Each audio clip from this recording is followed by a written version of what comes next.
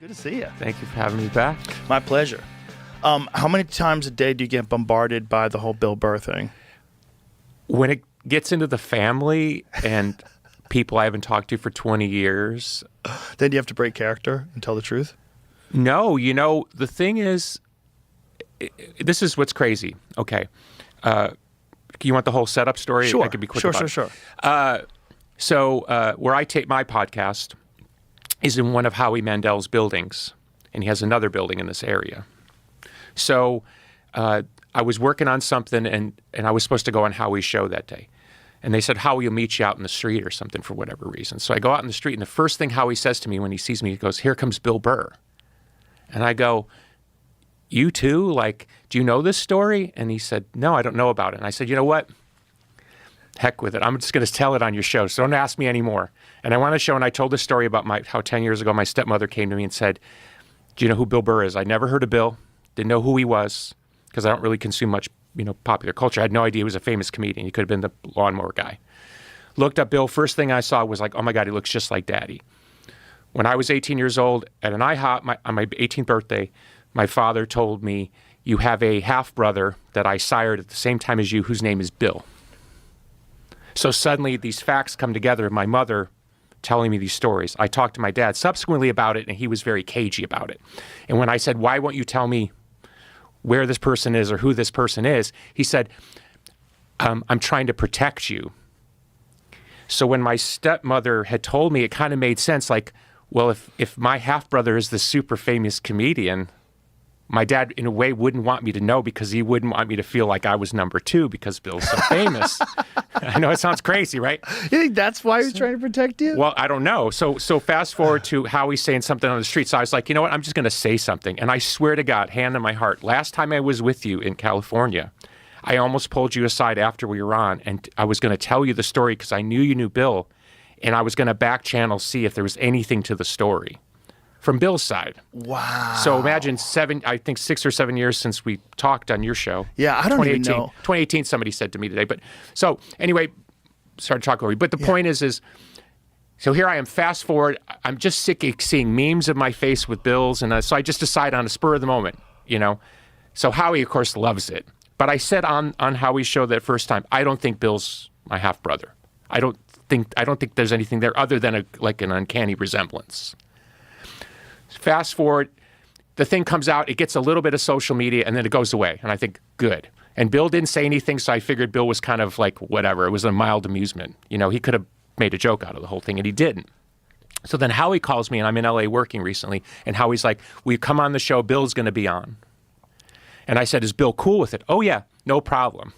So then I go there, and it's like, it turns into this thing that you see happening on camera. It's like, it's weirdness times, it's like a skit, but it's real. And Bill's on me, then Bill's on Howie, and it gets just, okay. So I just told you basically everything I know, okay? I have people I've known for 20, 30 years coming up to me going, "What do you think?" And I said, I don't think we're related. I mean, yeah, there's a resemblance, but I don't think we're related. "Well, did you get a DNA test?" And I'm like, "No, I don't. There's nothing to get a DNA test for." "Well, I think he's your brother." So people that know me, and I'm telling them I don't think he's my brother, now they want a DNA test to prove it. That's how much it's taken on a life of its own. Do you think it's just because they want a DNA test because it's fun if he's your brother? No. They're convinced. For real? Yes.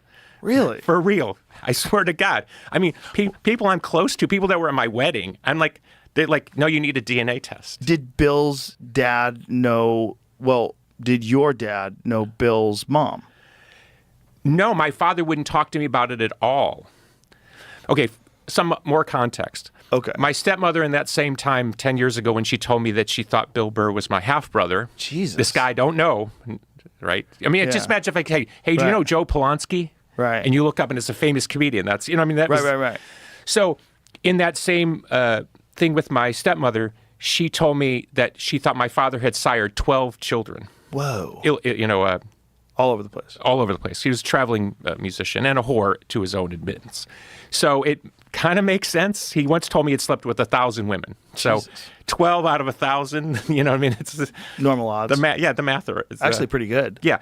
And so when I went to my father and I told him what my stepmother had said, he got really cagey and wouldn't tell me anything. He promised me that he would write down the names of the illegitimate children on a piece of paper so I could find them after he died. Oh my and God. he's died and there's no paper. Oh my God. So now I got people wanting DNA tests because they're convinced that Bill is my half-brother. Is Bill willing to do a DNA test? I think that's ridiculous. You know what I'm saying? It's like, No, you have to do it. no, that's what I'm saying. I mean, first of all, to Bill's credit, he's been, everything you saw on camera was his general irritation on the thing, but he also kind of finds it funny because he's a comedian. I thought it was a skit. I thought you guys put together a skit. I really did. I thought because I thought, Bill does a lot of acting. I thought you guys were just fucking around. You like pro wrestling.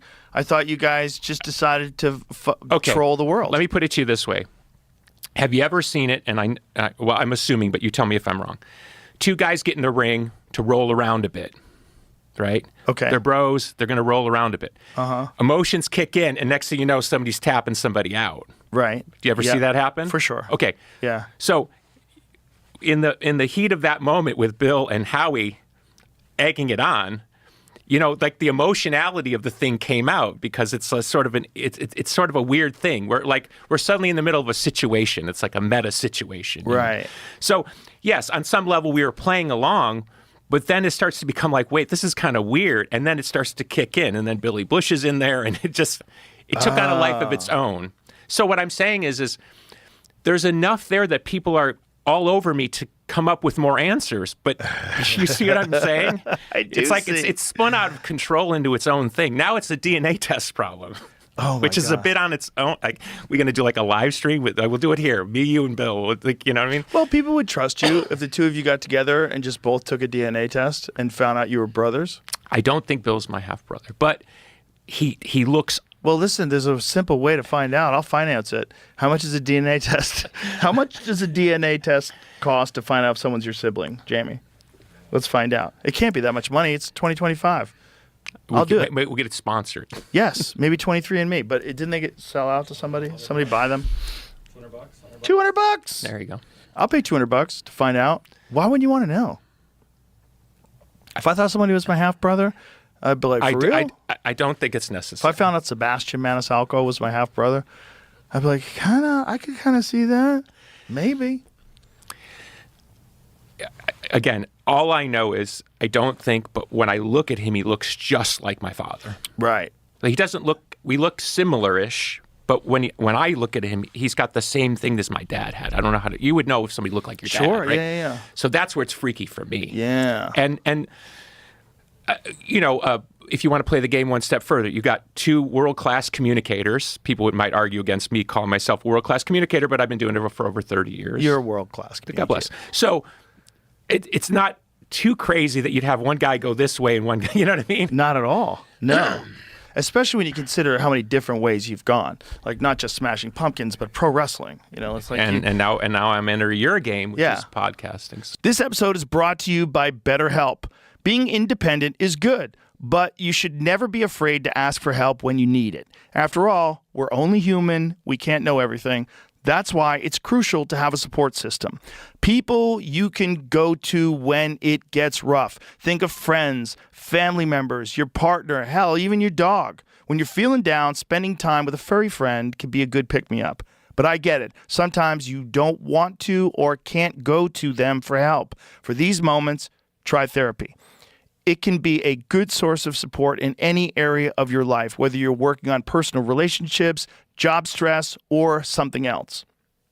Therapy can teach you a multitude of different things to help you be your best self, like how to set boundaries, when to let go of toxic relationships, and what to do when you feel overwhelmed. And even more importantly, you can do it in a safe space. If you think therapy might be a good option for you, a good place to start is BetterHelp. They have a diverse network of therapists and everything is online, which can be very convenient if you need a last-minute session. It's also very easy to switch therapists if it's not working out. Build your support system with BetterHelp. Visit betterhelp.com/JRE to get 10% off your first month. That's BetterHelp, HELP.com/JRE. So you're in all kinds of stuff. And you easily could have been a comedian as well.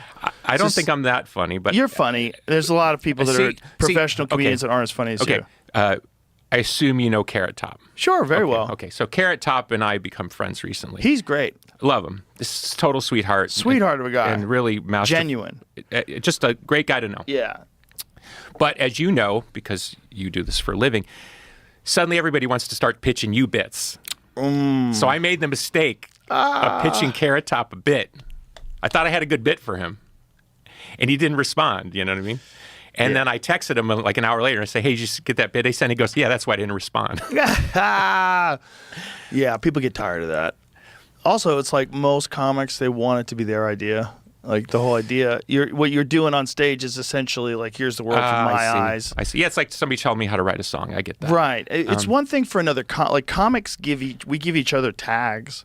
Like if someone says something, I said, you know what else you can add to that? Add this. Oh, I see. Like a buddy of mine was doing this bit on the guy who tried to shoot Trump, and we were bantering back and forth, and we came up with like the perfect line, like, oh, there it is. But it was already his premise and his bit. Comics add to stuff for each other for fun. It's like we sort of, you're tossing the ball around in the green room, and then someone will come up with a new line for you. And we'll do that, but no one ever says, "Hey, you should go on stage and talk about this." Yeah. So that's I've had a couple professional comedians, Carrot Top preeminent among them, kind of let me know you're not that funny. It's probably not that you're not that funny. It's just, first of all, you sent a text. Premises in text are terrible. Oh, right. Okay. Like you really have to be... Tone is probably... Yeah, it's everything. And you really have to be there with the person, and you really have to like say it the way you thought it, and then they get it. Because the text is just, unless it's just genius, unless it's just like rock solid structure, like, oh my God, this joke can't fail. Well, we do have a movie idea that we're working on. Oh, yeah? And it's a good one. What is it? I can't give it away. I'll tell you privately, but it's a good one. You and Carrot Top? Yeah. Oh, nice. That he likes. Okay. He likes my movie idea. Yeah. I'm telling you, a lot of it is that comics don't like people coming to them with a premise. They don't. They only want and they only want help from other comics generally. Okay, I get that. Yeah, it's just one of those things. And even then, it's touchy. Like I would never help somebody I don't know. I would never go up to them, hey, you should say this. Like never. It's got to be like your friend. They know you love them. You're fucking around. Yeah. You can talk. You could say, did you ever try to say that? You know what you left out? Like you forgot. And they're like, oh, I forgot about that. Yeah, that's a big part of the bit. Yeah. I never tried stand-up, so that's... You could do it. It seems terrifying to me. But so singing on stage. You could do it. It's a lot easier to scream with 50,000 watts behind your voice, than tell a joke and bomb and bomb. Because you could suck at that, and then it's terrifying too. Yeah. Yeah. I mean, it's all hard to do. Anything at the highest level, it's hard to do. That's true. You're doing arena shows. I've watched a lot of people perform in front of arenas singing. It's hard. That's a hard thing to do. Most people freak the fuck out. Yeah, I don't know. That part doesn't bother me, strangely. Well, that's why you're good at it.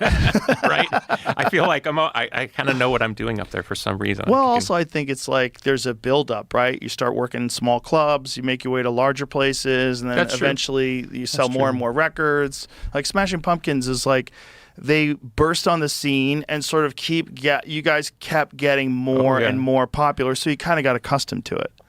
Yeah, you do normalize to the insanity of standing in front of 10,000 people. Same as comedy. You normalize. What's the biggest show you've ever done comedy? 25,000. That's a lot of people. Yeah, me and Chappelle, we sold out the Tacoma Dome. And we were standing backstage. I'll never forget it. He looked at me, like right before he goes on stage, he goes, not a lot of motherfuckers get to do this. We were just laughing how much fun we were having. Yeah. 25,000 people. It was crazy. In the round, too. In the round. Yeah. It was very fun, though. It was very fun. I actually know Dave from way back in the day. He's the best. When he first kind of burst on the scene, we used to hang out a little bit. So I feel like it's cool that I knew him. Like what year is this? Remember he did like a couple things on SNL like really early on, or he was kind of around TV. It was like when the first year he was on television. I don't remember. I'd see him in New York, and he was hanging out with some other. Maybe it was because he was hanging out with SNL people. And I'd see him out in New York back, I guess, with like late 90s, early 2000s. And so I knew him when, I don't want to say he was a nobody, but he wasn't famous He wasn't a known, Right. I'd seen him on TV, but he wasn't like a household name like he is now. Right. And so there was this one night where I was out, I did a benefit for Roger Waters and military vets. It was amazing in New York. It was all these guys who were like single, double, and triple amputees playing Pink Floyd music. And so I did this concert with Roger. So afterwards, somebody came and said, "Oh, Chappelle's in this hotel," you know? And I hadn't seen him for a few years. And I said, "Well, I know him." And you could see people thinking like, "You don't know him." You know what I mean? So when he came by, it's like, "Oh," you know, it was like that moment of like, "See, motherfuckers, I do know him." So what a great guy, though. He's a genuine person. Yeah. He's another sweetheart. Just a sweet, sweet guy. Easy to hang out with. Very fun. Yeah. I mean, guys with that kind of mind it blows my mind because they just, I mean, I just don't know. I could sit and listen to him for hours. He's kind of a legend for what he did. You know, he walked away. Left Comedy Central in the height of Chappelle's show, passed up on a $50 million deal, went to Africa, hung out there, and then came back and didn't do stand-up for 10 years. I didn't know that he didn't do stand-up for 10 years. He would do stand-up occasionally for free. Okay. So what he would do is he'd bring like a speaker to the park and like set up a mic in the park in Seattle and just start doing stand-up. And everybody would be like, holy shit, was it's he Dave making any Chappelle. money or was he just... Nope. Just living off of his Chappelle show money. Wow. He had a ton of money. I didn't know that part. He made millions of dollars from the show, passed up on 50, but probably made I remember that. And, you know... Remember it became a big conspiracy thing? Yes, it became a conspiracy why he left. He was saying no to the Illuminati. Right, all that stuff. Right. Those are always fun. That's some Alex stuff, right? You know what I mean? It's like, you're like, what? Are you sure that's what happened? I kind of know what happened because the people that were running Comedy Central back then, I had dealt with. It was nice folks, shouldn't have been running comedy. They shouldn't have been telling comedians what to do, and they wanted to kind of telling comedians what to do. It was a situation where a bunch of non-creatives had gotten involved in the process. I'm sure you're familiar that happens. This is so dear to my heart. It's disgusting. It's the worst aspect of show business. You start dealing with money people, and then they start doing something that they're not supposed to be doing, which was like adding, changing, directing, moving ideas, and then you're dealing with literal morons that somehow or another got this job and they're telling you how to do what you're doing, which is what is the best sketch show in the world. And still popular. It's as good as any sketch show that's ever existed, and they only did 2 seasons. So he just decides, I'm just going to be an artist. I'm just going to hang out. I'm not going to make any money. He would do like show up at open mic nights. So they'd have open mic nights for like musicians, play folk songs. And at the end of that, like midnight, he would pull up and start talking. And by 15 minutes into his set, everybody had told everybody that Dave Chappelle's there. So then the place is packed. Yeah. And he did this for like 10 years, I didn't know that part. Yeah, he just fucked around. You'd hear about him just showing up places and fucking around. I love that. And then somewhere, I think it was like 2013, 14, starts doing stand-up again. Yeah. And then boom. Yeah. That's really how it all went down. It's really a testament to the power of his talent, because my wife, who's 32, she loves him. And it's so cool because like we went to see him, I think, at Radio City Music Hall. And it's so cool because it's like, you know, I'm 57, she's 32. It's like that he can speak to both of us. Right. So yeah. Right to the heart. It's really a rare gift. I mean, you got a picture out there, Richard Pryor, who was, you know, from Illinois like myself. And my father loved Richard Pryor. And so because of my father's love of Richard Pryor, I paid a lot of attention to Richard when I was a kid. And he strikes me, he's got that transcendent ability to somehow almost heal the country with his messaging. Yes. Ed Murphy had that too in his own way, but to me, Chappelle's more in the Pryor mode of like, somehow he can address issues that are uncomfortable. Yeah. And I know a lot of people have issues with what he says, but I ultimately see what he's trying to do is heal things. Yeah. Very much like Pryor. Whereas Eddie Murphy was just really, really funny. You know, it's just really, really funny. And he's still to this day, I'm like, why doesn't that guy come back? He did this one thing when he got the Mark Twain Award where he did this whole impression of Bill Cosby finding out they had to give away one of his awards because he was caught up in the scandal. And so he's doing a Cosby impression, and it's fucking genius. It's dead on. He's doing like brilliant stand-up, and he hasn't touched stand-up in 25, 30 years. Yeah, I mean, you would think he would just do one victory lap tour. I mean, If he wanted to, it would be talk sold about out. stadiums. Oh my God! And I guarantee you that guy would be the best. He was so fucking talented, but just decided it was just too much. I'd rather just do movies. Yeah. Which is kind of crazy. But Pryor never did. Obviously, Pryor kept doing stand-up. Has anyone the ever tried to entire pull time. you in the movie orbit? Yeah. I'm Like not. action hero or Yeah, I'm not interested. I'm not interested. they only offer me parts like as serial killer, so I always turn it down. Yeah, there's been a few tempting ones, but no, I don't have that kind of time, and I also don't have the desire to do it. It's not something I enjoyed. Like, Sitting on that set all day seems like it's a lot of work. It's hard, and to be a real good actor, like a really good actor, you know, the rehearsing and the practicing and the going over the character. It's like I couldn't do it because I don't have the time. It would require everything I have. Yeah. If you really wanted to do it right, if I really wanted to do a role in a movie where I played somebody, I would have to fucking really spend time not doing anything but that. You know? Yeah. It's just not. That's not my jam. There's people out there that do it. I'm glad they do it because I love movies. Yeah. But I don't want to do it. Did you watch the Oscars? I did not. Me neither. I never watch award shows. I don't think you should give away awards for art. I think it's silly. I don't get it. I think it's dumb. I think it's all really who's making money is the people that are putting it on television. I mean, that's really what it is. It's just a big money grab. They're all just selling advertising and everybody's wearing a tux. And it's like, Well, certainly the public's growing disinterest in awards shows is some indication that people no longer believe in either the integrity of the process or maybe the intent of the process. right. Well, the integrity of the process and the intent are both compromised, right? Because there's people that like you could kind of guess just by the subject of some movies whether or not they're going to win an award. Yeah. Because people feel obligated to address this very important message. Yeah. The guy who won Best Picture, I was actually in talks with about 5 years ago.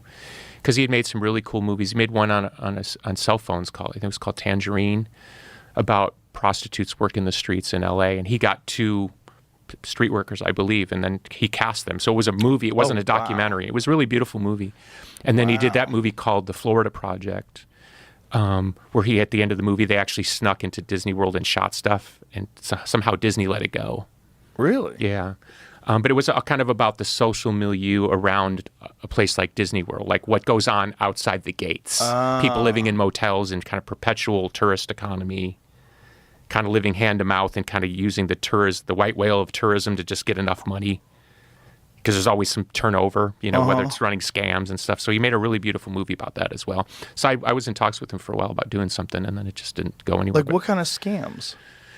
I can't remember because it's been a few years since. But it's just the idea that anywhere there's a tourist economy, there's money to be made. Right. There's the guy standing on the corner selling brochures or hustling you into a van to see where the stars live. It was kind of about that. Right. It's about a cast of characters living in the shadow of this idealistic place. Right. Just like those Hollywood tour people that you would get in L.A. Yeah. Yeah. Those were the weirdest fucking people. Well, I always get offended when I walk down Hollywood Boulevard and they think I want to go on it. You know what I mean? It's like, I don't know what it is. I feel like I don't want to go on your tour. You look like a guy. Totally. I get offended. Get on like, the I don't want tour. to go on your tour. Just got off the boat. Yeah. Just came here from Nebraska. Totally, yeah. Like, gee, I wonder where the stars live, That's such a creepy thing to do. Just drive around and point. That's where Ben Affleck sleeps. But they've been doing it since the 30s. Yeah, forever. Yeah. I mean, I have some of the old brochures, see where Greta Garbo lives and all that stuff. It's just always been weird. Well, back then it was even weirder because those were the first stars.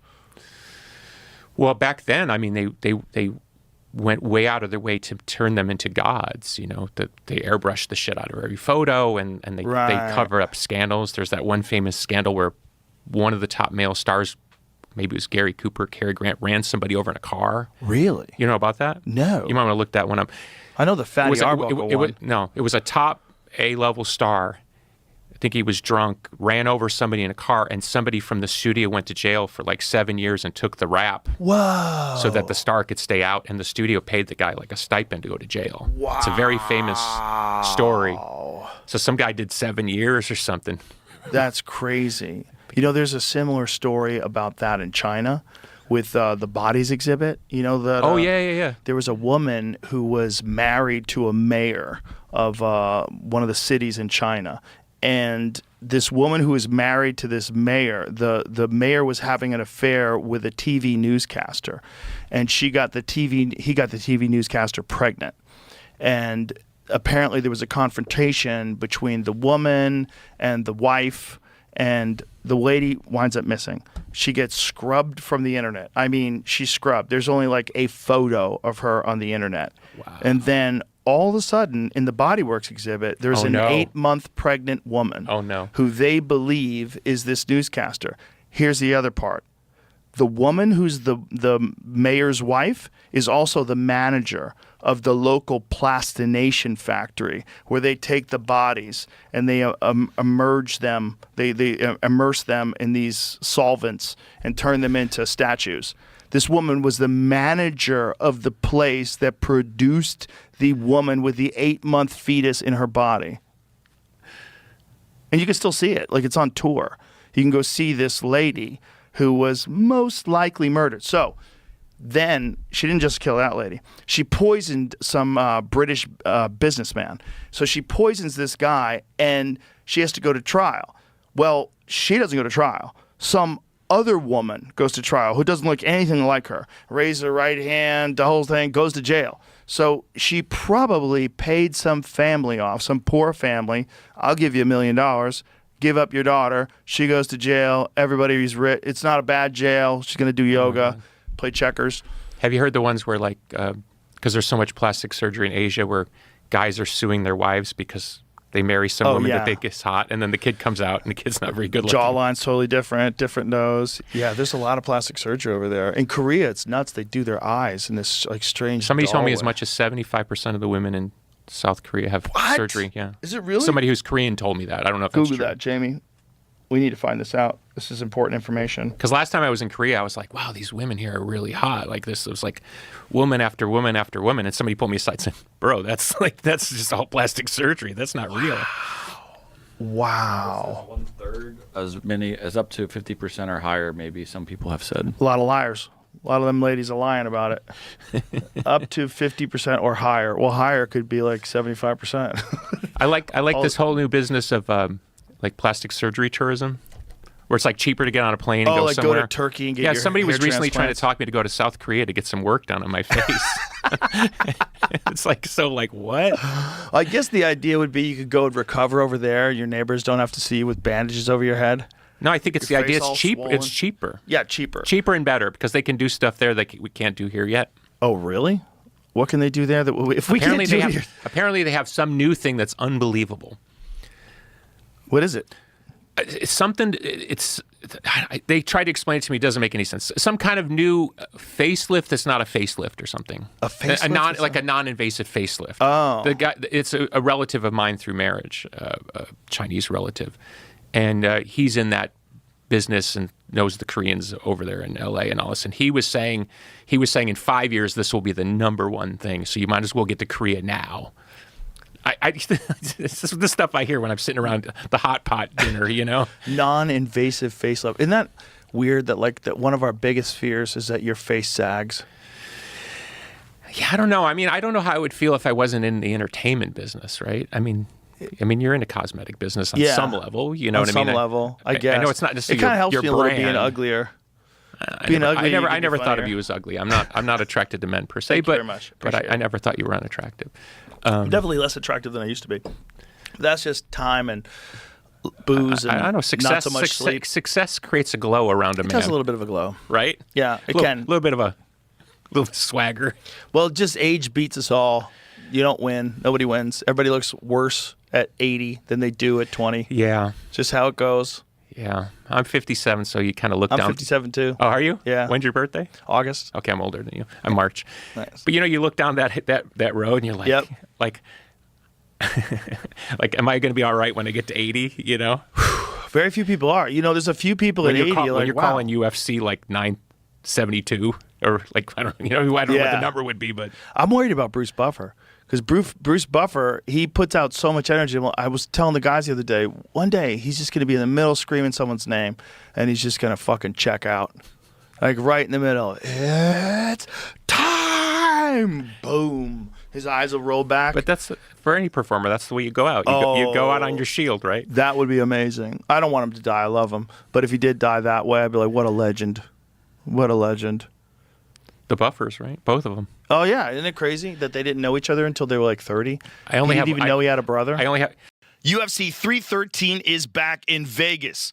It won't be paradise for one of the light heavyweights in the main event. Don't miss out on any of the action at DraftKings Sportsbook, the official sports betting partner of the UFC. Alex Pereira defends his light heavyweight title against Magomed Ankalaev. But that's just the cherry on top of an amazing night of fights. It's super easy for first-timers to get started. Try betting on something simple like picking a fighter to win. Just go to DraftKings Sportsbook app, select your fighter, and place your first bet. It's that simple. And if you're new to DraftKings, listen up. New customers bet $5 to get $150 in bonus bets instantly. Download the DraftKings Sportsbook app now and use the code Rogan. That's code Rogan for new customers to get $150 in bonus bets when you bet just $5. Only on DraftKings. The crown is yours. Gambling problem? Call 1-800-GAMBLER. In New York, call 877-8-HOPE-NY or text HOPE-NY 467-369. In Connecticut, help is available for problem gambling. Call 888-789-7777 or visit ccpg.org. Please play responsibly on behalf of Boot Hill Casino and Resort in Kansas. 21 and over. Age and eligibility varies by jurisdiction. Void in Ontario. New customers only. Bonus bets expire 168 hours after issuance. For additional terms and responsible gaming resources, see dkng.co/audio.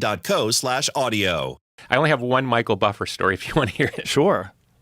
So I went to see Holyfield Lennox Lewis at Madison Square Garden. Oh, wow. And I was hanging out with all the cool people at the time. So I'm in the fourth row, and it was infamously a draw. It was almost all English tourists that had come in for the fight. They were booing the national anthem. I mean, it was a pretty riotous atmosphere. And I don't know anything about fights, but it was a pretty boring fight. And Lewis seemed to be a little bit more agile because of youth and all that. Anyway, so right when they're in whatever they're doing, HBO, they're over there in the corner, they're doing their bit, they're talking before they go to the scorecards. And a guy leans forward, the ref, to tell someone in the second row, might have been Don King, and I heard him go, "It's a draw." Right? So I knew it was a draw like 60 seconds before they announced it. Oh. And I was with a lot of well-known people, and I said, "Run."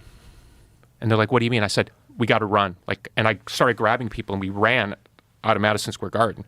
And we're almost totally out the building, kind of where you get to the concourse part, and you hear the decision, and it's like, and people start, like, here comes the riot vibe. Really? So somehow we ended up, because it got Was it because the decision was bad?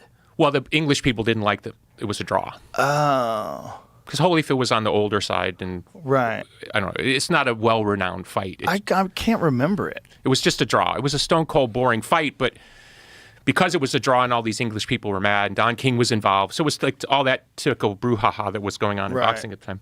Anyway, so because of suddenly the riotous or potentially riotous situation, the police started like making people go different ways, like funneling traffic or something. It was almost like they got like code red or something, because like suddenly got really weird. So then we couldn't get out of the building. So somebody recognized somebody in our party, said, "Follow me." And so then next thing we know, we end up like in the VIP backstage part where it's safe. And there's Michael Buffer on a chair. And he wasn't talking to me, but he's talking to somebody, and all I heard him was go, "That's bullshit." Like in that voice. That's all I remember. "That's bullshit." So was he talking about the decision? He thought the decision was bullshit, Letterman's card was heavy for Lewis. Wow, 117, 111. Harold Letterman, who's always dead on the money. Harold Letterman was always right. Yeah, so they were saying as it got called, they're like, "This is a travesty." Yeah, I mean, again, I'm not a fight aficionado, but I thought Lewis was slightly better. Wow, I forgot about this fight. I completely forgot about this fight. There's so many fights from this era that were incredible. That was an amazing era for heavyweights. And this is when Don King was still running everything. Did they ever rematch? I honestly don't remember. You don't think so? No, I think so. When I was typing in, it said 2. Let me see. That's bullshit. There's a lot. With that great with voice. that voice. He's still trucking. He still announces huge I wonder what boxing he like because you ever get that like somebody wants you to do their bar mitzvah or anything? You ever get those requests? No, I get those don't make requests. it to me. Will you come do my bar mitzvah? Who won this one? Is that the rematch? Had to be Lewis, right? I would imagine. Oh, similar Letterman card. Similar card. Let's see if they robbed him twice. They gave it to him. All right. Yeah. Well, they got their rematch. No, you get this thing like, hey, will you come do my? Like, Right. I wonder what Michael Buffer gets to show up somewhere. You know what I mean? Yeah, it's probably like Saudi Arabia. They have him come over there and introduce someone's Like, birthday. is it like half a million? You think? Probably more. Depends. You know, I mean, like, You know, in Very my business, famous they people? call them privates. right. I saw Stone Temple Pilots. They played Dana White's 40th birthday party. Yeah. And there was no one in the room other than UFC employees. And they put on a show like it was a fucking sold out arena. I mean, full blast. They didn't go through the motions at all. It was a phenomenal show. That means Dana paid him. Yeah. It was Great a lot band. of money. I mean, totally. I love those guys. But they were so professional. It was so impressive. And because they were so like powerful on stage, everybody just started paying attention. Oh, yeah. Because it kind of broke out in the middle of this party. Yeah. We're at this birthday party, we're all standing around tables, eating food, having fun. I've done a few things, and it's always a bit awkward, Yeah. which is weird because they're all paid gigs. Right. But something about a paid gig feels different. Yeah, there's a lot of entitlement that's attached to like someone's paying you to come perform. Well, at and then their you see the birthday guy's party. wife going, who's this? Right. There's that too. The people that aren't fans, you're like, oh no. Yeah. Yeah, those are weird gigs because then you go, how much? I could have one shitty night for $1 million.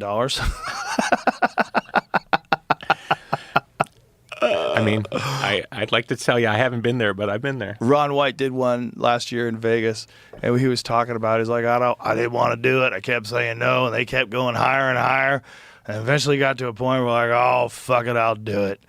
And he goes, it wasn't worth it. He goes, it was one of the worst fucking nights of my life. He goes, all the time I'm doing it, I'm thinking I shouldn't have fucking done this. He said they didn't laugh, they barely paid attention. It's like, why am I here? But if like you're a giant fan, like say if you're a giant Ron White fan and you hire Ron White, but your like office doesn't give a shit about comedy and they just want to like have fun and drink and eat hot dogs. Yeah, I went to a billionaire thing once with a guy had hired Diana Ross. Whoa. It had to at least be $1 million gig for her. Mm. And maybe 700, 800 people. Wow. You know? And you're like, wow, I mean, basically a private concert with Diana Ross. I mean, That's pretty dope. If you were really into it and people paid attention, it'd probably be fun. Small, intimate I've done concert. them where they're fun. Yeah? Yeah. What yeah. percentage? Less than 50. We don't get, to be fair, or not fair, we don't get asked to do it a lot. I don't think we're on most people's bingo card for a private event. Yeah. I think my rep precedes me, you know. It's like a Beyonce thing.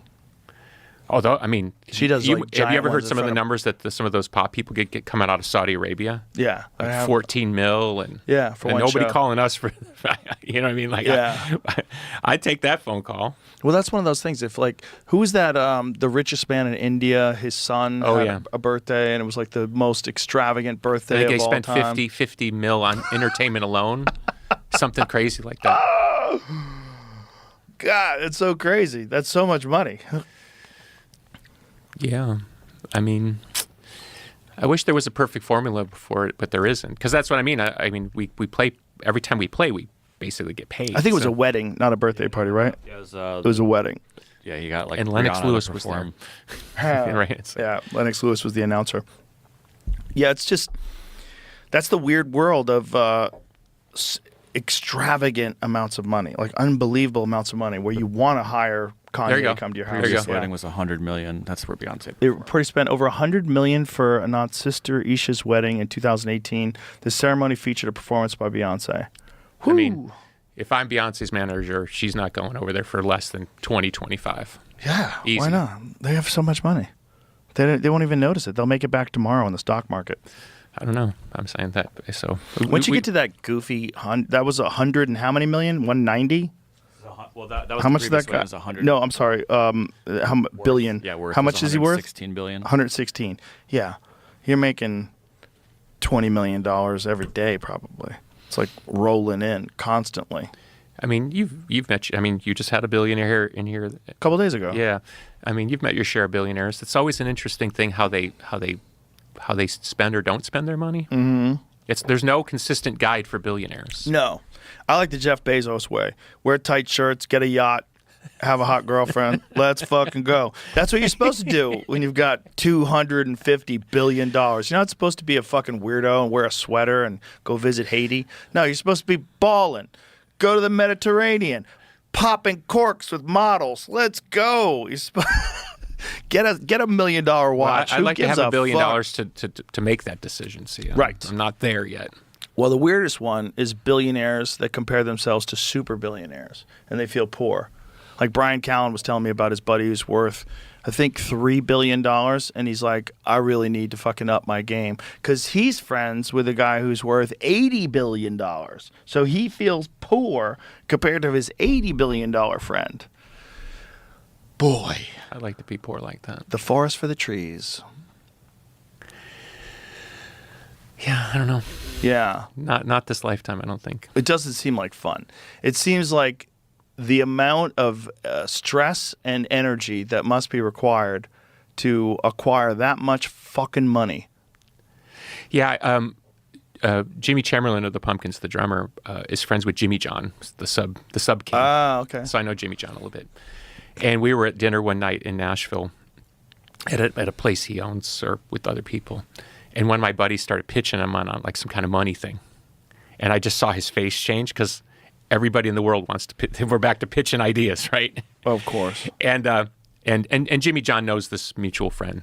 So it's not as rude as it might sound coming out of my mouth. But at some point, he looks at me and goes, Tommy, you know how I got that money? I made a lot of fucking sandwiches. That was the way he shut him down. Like, Yeah. I know what I had to go through to make that money. Like you Right. just see me as a walk-in ATM.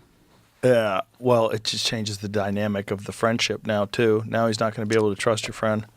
Well, He's always gonna nobody think- trusts Tommy. That's Tommy's a mess. Tommy's infamous, actually. Infamous. Yes, man. Everybody. Infa-mess. I've literally been walking down the street in foreign countries, and strangers will come up to me and say, "Oh, you know Tommy?" He's just a legendary character in the entertainment What was he trying to business. pitch Jimmy John on?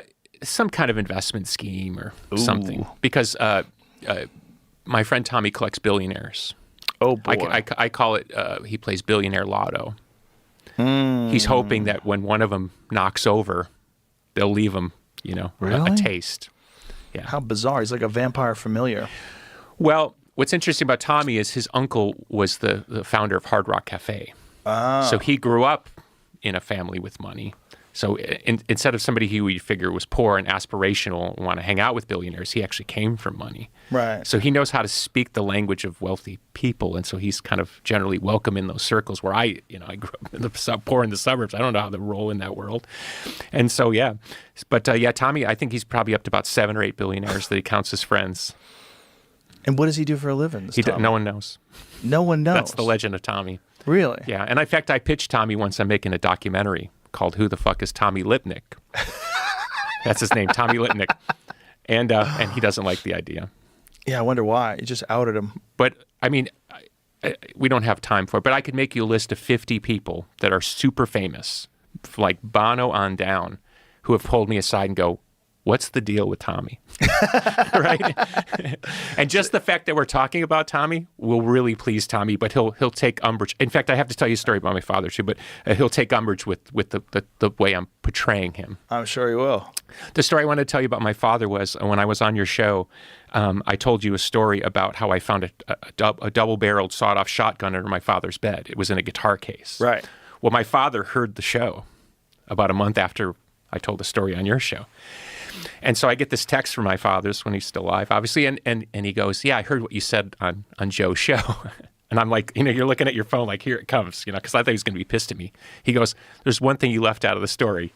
Waiting, text. The shotgun wasn't loaded. That's all he wanted me to know. Like somehow it made it better. How bizarre. Your father sounds like a fucking character. He was unbelievable. Unbelievable. What did he play? Guitar. Wow. Great musician. Really, truly a great musician. He's the classic guy that should have made it, it didn't. So when I made it made the whole thing really weird. Oh. Because he looked at me and said, how did my schlubby kid make it? And I didn't. Wow. He must have gotten lucky. He must have done something. Because if it didn't work for me, how could it work for him? So that was a weird thing. But he was talented. I mean, he really was talented. That's great. Did you feel resentment? Did you get along with him after that? It was weird? My father had a lot of issues with drugs, so it was always kind of like it can be with addicts. It was like depending on the day. One day he would tell me I was the greatest thing that ever happened to him and I was the number one son and da-da-da. And 2 weeks later he's telling me he wished I'd never been born and I should have been aborted. So it was weird. It was a weird thing. So that's why that story's funny to me, because he didn't mind that I told you about finding a sawed-off shotgun. He minded that I implied it was dangerous when he made sure that it wasn't loaded, so it was okay. That's the way his brain worked. Do you believe him that it wasn't loaded? Yeah. He was, he should have been an arch criminal or something, but he didn't have the nerve. So he just became a guitarist. No, he was a drug dealer, and he used to run drugs and guns for the mob. I mean, really? Oh, he would do stuff like. Melrose Park is kind of an infamous city just outside the Chicago city limits where a lot of the mob wise guys lived. And he was friends with the kid of a wise guy. And the kid would dabble because he was protected because his father was a made man. So we go over to that guy's house for hours and just hear these crazy stories about the mob. And my dad would pick up something in a satchel and deliver it, like it was all, I was 8 years old going through all this shit. Wow. Yeah. What a crazy environment. Yeah. So you're 8 years old. He's running drugs and guns. Oh, yeah. Wow. Yeah. Did you see like a lot of shit? I saw a lot of stuff, but it was like, when adults are trying to hide stuff from you, but not really. Uh-huh. So like, for example, they would stay in the basement all night and party, whoever he was with, musicians, whatever. Right. So I come down at night and there'd be coke everywhere and rolled up 20s on Black Sabbath mirrors. I was like 7, 10. Oh my God. So I had a feeling, call it intuition, I had a feeling that he wanted me to clean up, but not the mirrors. And I was like, what's on the mirror that you left behind? He was like, oh, that's have a cold or something. But yeah, it's good you didn't get rid of it. And they're like, why do you need the rolled up 20? Oh, it's just easier to, It was like, so you knew it was bullshit, but you're 10, you don't know what coke is. Right. You don't have any concept of what they're doing, but you know something's going on. And this was constant. This was yeah, normal. and my dad would do stuff like he'd take me to lunch with his mistresses and stuff and introduce them as his friends. And wow. so it was all kind of in plain sight weirdness.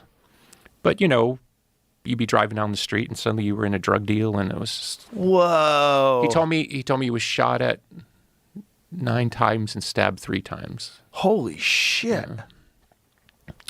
Yeah. You want to hear? It was one of my favorite stories. Yeah. So, the band had a van.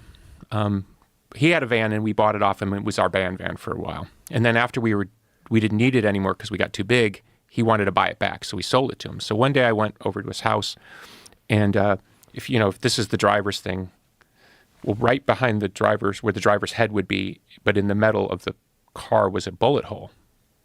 So I said, "Did somebody shoot at you?" He goes, "Oh, yeah. I said, well, what happened?" Yeah, exactly. He's like, "Yeah, I was stopped over there on Narragansett, and some guy came up, and I thought he needed something like $1 or something. So I rolled down the window. As soon as I did, he put a gun through the window at my head, and then, I hit the gas and sped off. And so as I went, he tried to shoot me, but then he missed, and the bullet went in behind my head, and I got away."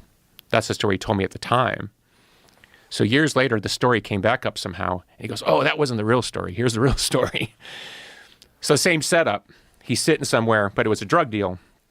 He rolls down the window to make the drug deal. Guy puts a gun at his head. He does hit the gas. The guy does try to shoot him. But because my father's mad now, he spins the van around and he tries to run the guy over. And the guy's trucking down the street. And the guy ran into a gas station. So my dad came barreling into the gas station at full speed in this van, and he was going to run the guy over. And he said he reached a point where the guy was going to if the guy stopped, he would run him over, but the guy leapt a fence, and the only way to kill the guy was to have to run the fence and ram into a house that was next to the gas station. So he hit the brakes and didn't run the guy over. So that was the real story. So back to the kid thing, excuse me, that's why it's so hard to pin this whole thing down, because there's so much smoke, you know? Right. Like, he did tell me there was another kid named Bill. That's a real thing. Wow. And when he told me when I was 18, he lied and said he didn't know where the kid was.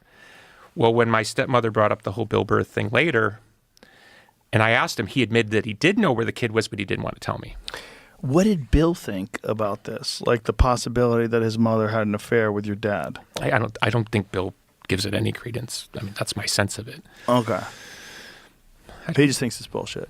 I don't know. Honestly, I don't know what Bill thinks. You know what I mean? Because I can see how you would think it'd be possible, because your dad was insane. Your dad sounds like a fucking maniac. I mean, the only way like the only way it would Scorsese movie maniac. Well, put it this way: if a person doesn't believe that somebody is their father, not their real father that they grew up with, and I do know people who've had that. They grew up with somebody, and in fact, it just happened in my family. Right. That a cousin of mine found out that her father was not her father, and she's in her 60s. Because of a DNA test. Oh, my God. So it is possible that people can find out later in life, oh, by the way, that guy that you thought was your dad, he ain't your dad. Here's your real dad, right? Right. So it does happen. But I don't get any sense from Bill that he believes that's possible. Got it. So the only way it would be possible if Bill grew up in some kind of weird lie. You see what I'm saying? Right. And I don't believe that. You know? Right. Well, I don't know. I don't know how much he's talked about his family. But I just can't imagine a kid coming downstairs and seeing Coco over the mirrors and Black Sabbath albums and people blacked out and empty booze everywhere. Oh, yeah. Like this is a normal Totally thing normal. at your house to Totally have these normal. wild parties. Yeah. And you're a But little I think kid. to be fair, I think a lot of people grow up in that atmosphere. I think we just don't hear about it. Yeah, but not a lot of people grew up with a dad that's running guns and drugs for the mob. That's true. That's true. That is true. That's so insane. That's such a crazy way. Like we would have to grow conversations, because, you know, as you get older, you start to ask questions, right? Yeah. So I'd say, Dad, aren't you worried, like, if you get pulled over, you know, because he would carry, like, a lot of fucking weed in the car just for his own personal use. He smoked constantly, like, my whole childhood. Like, I mean, I just remember joint after joint all day. At the dinner Jesus table, in the car, Christ. I'd contact high and the whole thing. So finally, at some point, I said, Daddy, aren't you worried about if you get pulled over? And he like popped the engine, you know, old cars, you know, when you pop the trunk, what is it called, the hood. The hood. He had figured out some system where you could, if you put weed in a thing full of whiskey, he said that the dogs couldn't pick up on the scent.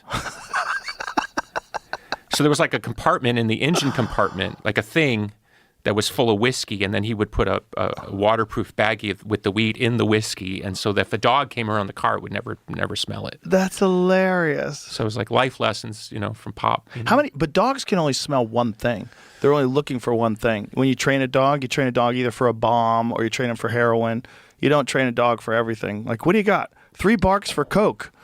The way they train dogs is it's one thing that they're trained to smell. Oh, right, they have one. Yeah, good. If they're looking for bombs, they're only looking for bombs. They're not going to stop you for weed. Yeah, I don't know. Which is like the dumbest thing to train a dog for. If you train a dog for weed, I mean, well, now, yeah. now it's the dumbest. But they still do. They Really? still have weed dogs. Yeah. If they smell weed, they'll call the weed dog. Is weed legal in Texas? I don't know. It's not. It's weird. It's decriminalized. There was actually a lawsuit that Ken Paxton tried to stop Dallas from decriminalizing weed, and they just lost in court. So Dallas now, marijuana is decriminalized for personal use. It's stupid. It should be the whole country. It should be legal, just like whiskey is. Don't do it if you don't want to do it, but you know, you should probably know what the effects are. And we should probably study what the actual correct dose is per person, like we know with drinks. Like one drink is one drink, right? You know what it is. Yeah. You go to the bar, you get a shot of tequila. That's what it is. It's one shot of tequila. Everybody's pretty much, it's standard. With weed, you don't know what Oh, I see, yeah. you don't know what's the right amount. Like, should I take 2 hits or 3 hits? you can build up a tolerance. Like your dad, you're smoking weed. Like if I smoked weed all day long, I'd be a fucking mess. I'd be paranoid and freaked out. I'd be like, everyone's out to get me. But he was. And he just kept doing it. That's what's even crazier. And weed back then was not weed today. You probably could get some weed that's commensurate with weed today, like Acapulco Gold or something wacky. But generally, they have all these crazy strains now, right? Isn't that the... Now they have scientists, botanists got involved in the game, and they're making super weed. I noticed one thing, because I was in LA for a couple months this winter, and when they first, decriminalized in LA, it seemed like everywhere you went, everybody was smoking weed. It became like a thing. Mm-hmm. You couldn't go anywhere without smelling, the telltale smoke. And now it seems to have calmed down, and I think it's almost like now it's like Holland and back in the day, where it's like it's so normal that it's no longer a thing to like openly smoke weed. So I think it's gone back to it's not that big a deal, which I think is probably best, because there was a year there where you would go there and everybody was stoned. Mm-hmm. You couldn't get service at a restaurant. It was like people were staring off into space. And... Edibles. Yeah. Well, for sure, you're going to have like a normalization period after a while where it's like weed's normal. It's just like everyone's not drunk all the time, even though you can get liquor everywhere. Yeah. You choose when to imbibe and when not to, or not to at all. You're supposed to have choices. You're an adult. You're an adult human being. The analogy I always make is, imagine if it was the three of us in a room, just us three, and we were the only people on Earth. We lived on an island, and Jamie just decided he doesn't want us smoking weed. And so Jamie passed a law, and he wants to lock us up if we smoke weed. Oh, I see. That's just as ridiculous as 300 million people, and one adult decides that the other 300 million people shouldn't be allowed to smoke weed. Like, do it if you want to do it. Don't do it if you don't want to do it. But you can't...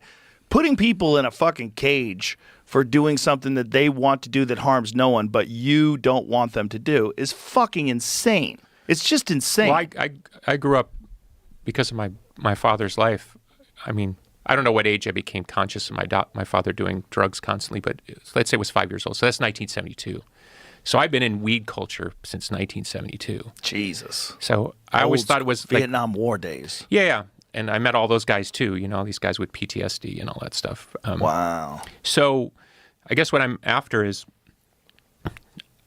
I never understood what the big deal was. And the only thing that freaks me out are people that are really into weed. Like, you know what I mean? Like the 420 crowd. Yeah. Like that's their identity. That freaks me out. Yeah. It's a crutch for some. It's a tool for others. It's a creativity tool for a lot of people. Carl Sagan was one of them. Carl Sagan was a stoner? Oh, yeah, huge stoner. He's got one of the best quotes on states of consciousness that are available to people under cannabis that are not available any other time. See if you can find that quote. It's a brilliant quote. Yeah, Carl Sagan, he kind of had to keep it under wraps a little bit because marijuana was really illegal back then. But he still wanted to talk about it sometimes. It depends on the person. It's like everything else. There's some people that should not drink. They drink and then their eyes turn to shark eyes. They're gone and they go away.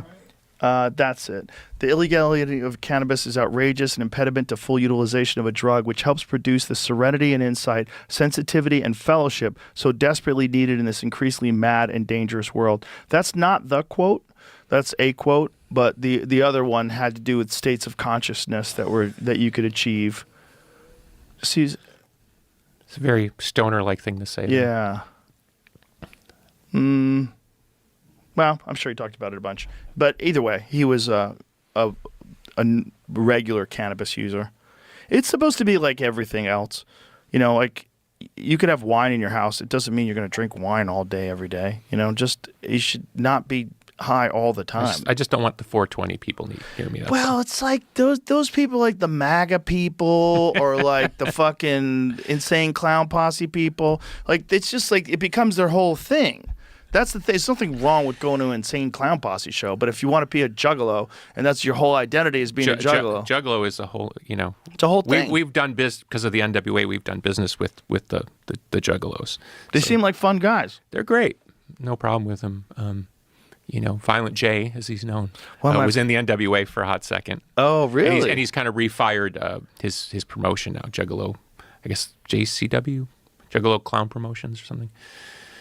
So a lot of my wrestlers wrestle for him too. So. Oh, okay. And, I didn't even know he had a wrestling promotion. They did back in the day. They used to wrestle. I know they wrestled for WCW and TNA. So they were wrestling at the highest level for a while when they were sort of in the 90s times, when they were on MTV and all that stuff.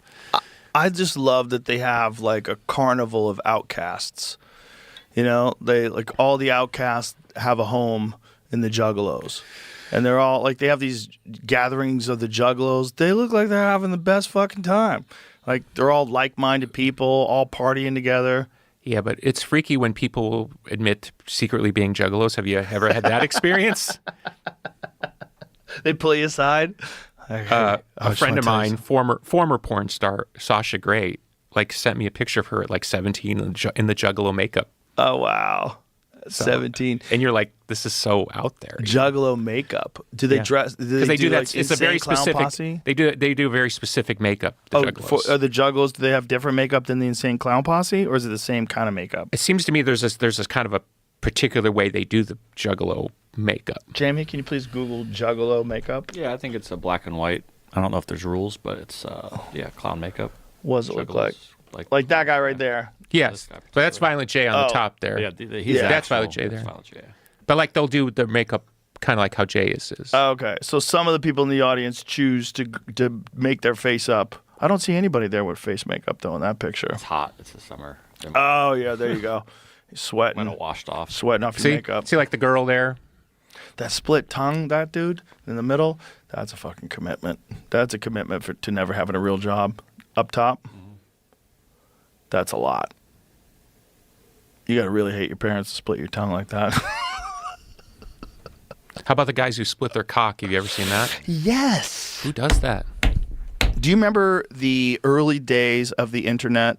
I don't know how much you were on the internet in the 90s, but there was a page called the Style Project. Do you remember that? Don't remember that. It was all like some of the most fucked up things that this dude could find on the internet. Okay.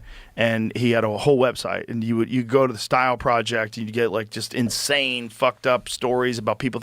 And one of them was body modification extreme. Mm-hmm. And I became friends with the guy who ran the site, who's actually that arm wrestler, Devin Laureate. I think that was his brother or someone he's related to.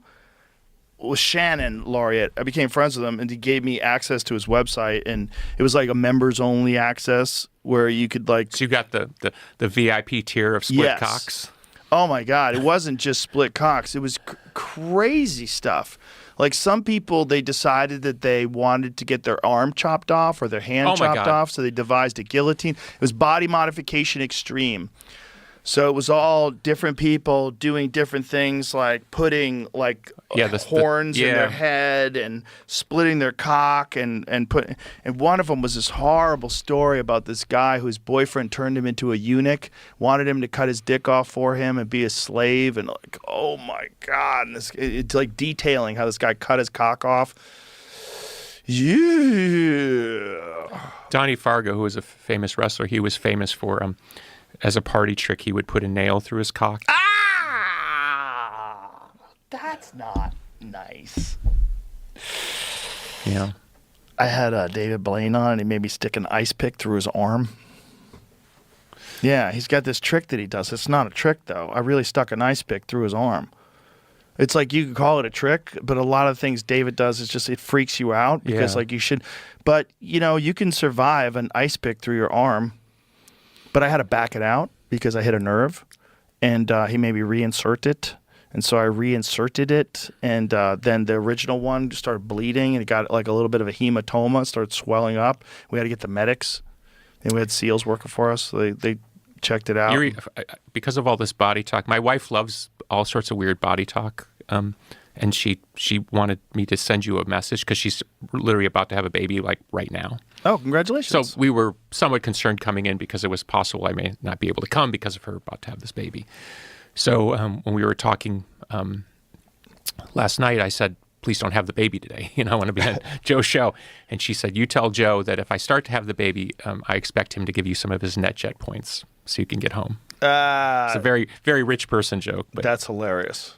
What does that have to do with body modification? Nothing? Because she loves talking about this type Why of does she shit. like talking about that stuff? I don't know. It's like, but in my family, we didn't talk about anything. Sex, was all just kind of implied.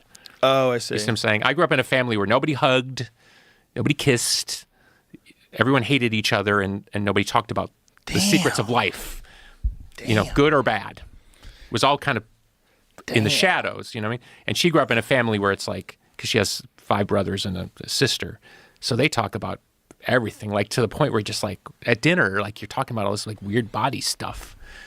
I don't want to be graphic because it turns me off, but they seem to think it's funny. When did you learn to hug people and be like outwardly nice? It's funny you asked me that. I didn't grow up with my mother.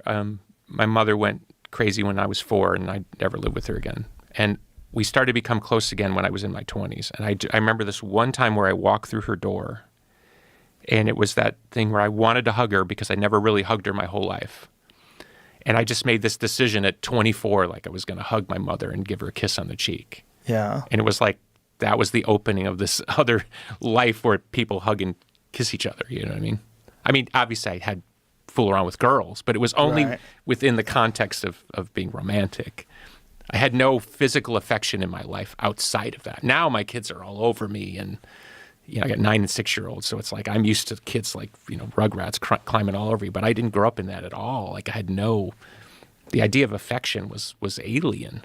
In fact, when I first started chasing girls at 17, 18, girls want to hold your hand or hug you, or in the car, and I was like, it's so freaky to me. When did you relax about it? I'm not sure I ever did. Well, I gave you a hug when I saw you today. It seemed pretty normal. No, I'm actually a very naturally affectionate person, and it's nice to give you a hug, and it's nice to see you, and it's nice to love on people that you admire and are your friends, and that's the great stuff of life. But I came very late to, like, you could even see I'm just uncomfortable. Yeah. And then, our I'm sure you know Howie Mandel. You must. I mean, Howie with his I made the mistake of hugging Howie once, and I was like, kill this cat, Yeah, it's poor like you Howie's electrocute him, like you tased him. That poor bastard. It used to be you could touch knuckles with him. He'll touch knuckles. He will. I'm close touching enough. knuckles again. I'm close enough to Howie to touch knuckles. He stopped touching knuckles, and then he would do elbows. He would touch elbows, and then he got to air elbows. He would just kind of like do that and then put it down. I am a lead singer, so I do but some of these meanwhile, things. He's hanging out with us in the green room at the Comedy Mothership, and then he's going on stage, and there's People a coughing. comic before him has the same microphone. They're spitting into it. He's holding on to it. See, I think I'm secretly a germaphobe, but Really? Yeah. Secretly. We just talked about it. can we like clip Howie, this out? though. Howie's like That's another level. He talks about it, though. He knows it's a problem. He just can't overcome it for whatever reason. And he manages to sort of like have it and still work his way through life. Like, he was fun to hang out with. It's not like he's freaking out about other stuff. Like, he was cool hanging out with, just talking. No, I had him on my podcast, and we did talk about it. It hasn't aired yet, but we talked about all his, I guess, phobias would be the word. Yeah. Or his conditions. I mean, there's all these letters, ADHD, OCD, this and this and that. But he's very open about it, to his credit. Yeah, no, he is. Yeah, he talks about it, and it's it's been a battle for him. But it's just like, it's so odd because he's so personable. Like, you expect that someone like that would be like a recluse, wouldn't like people, like, get away from me, everybody. But he's not. He's like super friendly.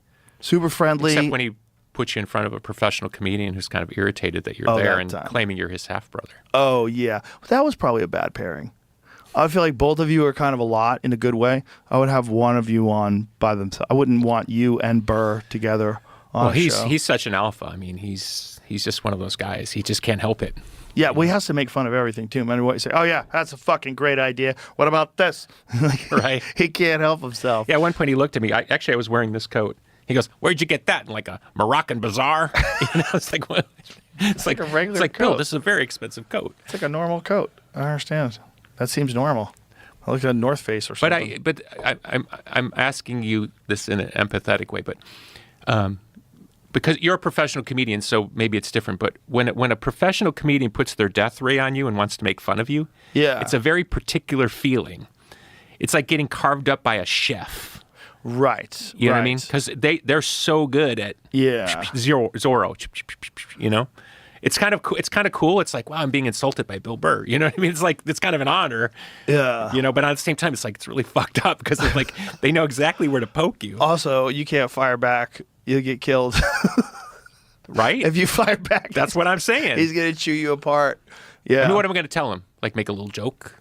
Yeah, there's not much you can do other than laugh along with it. You should just have fun with it.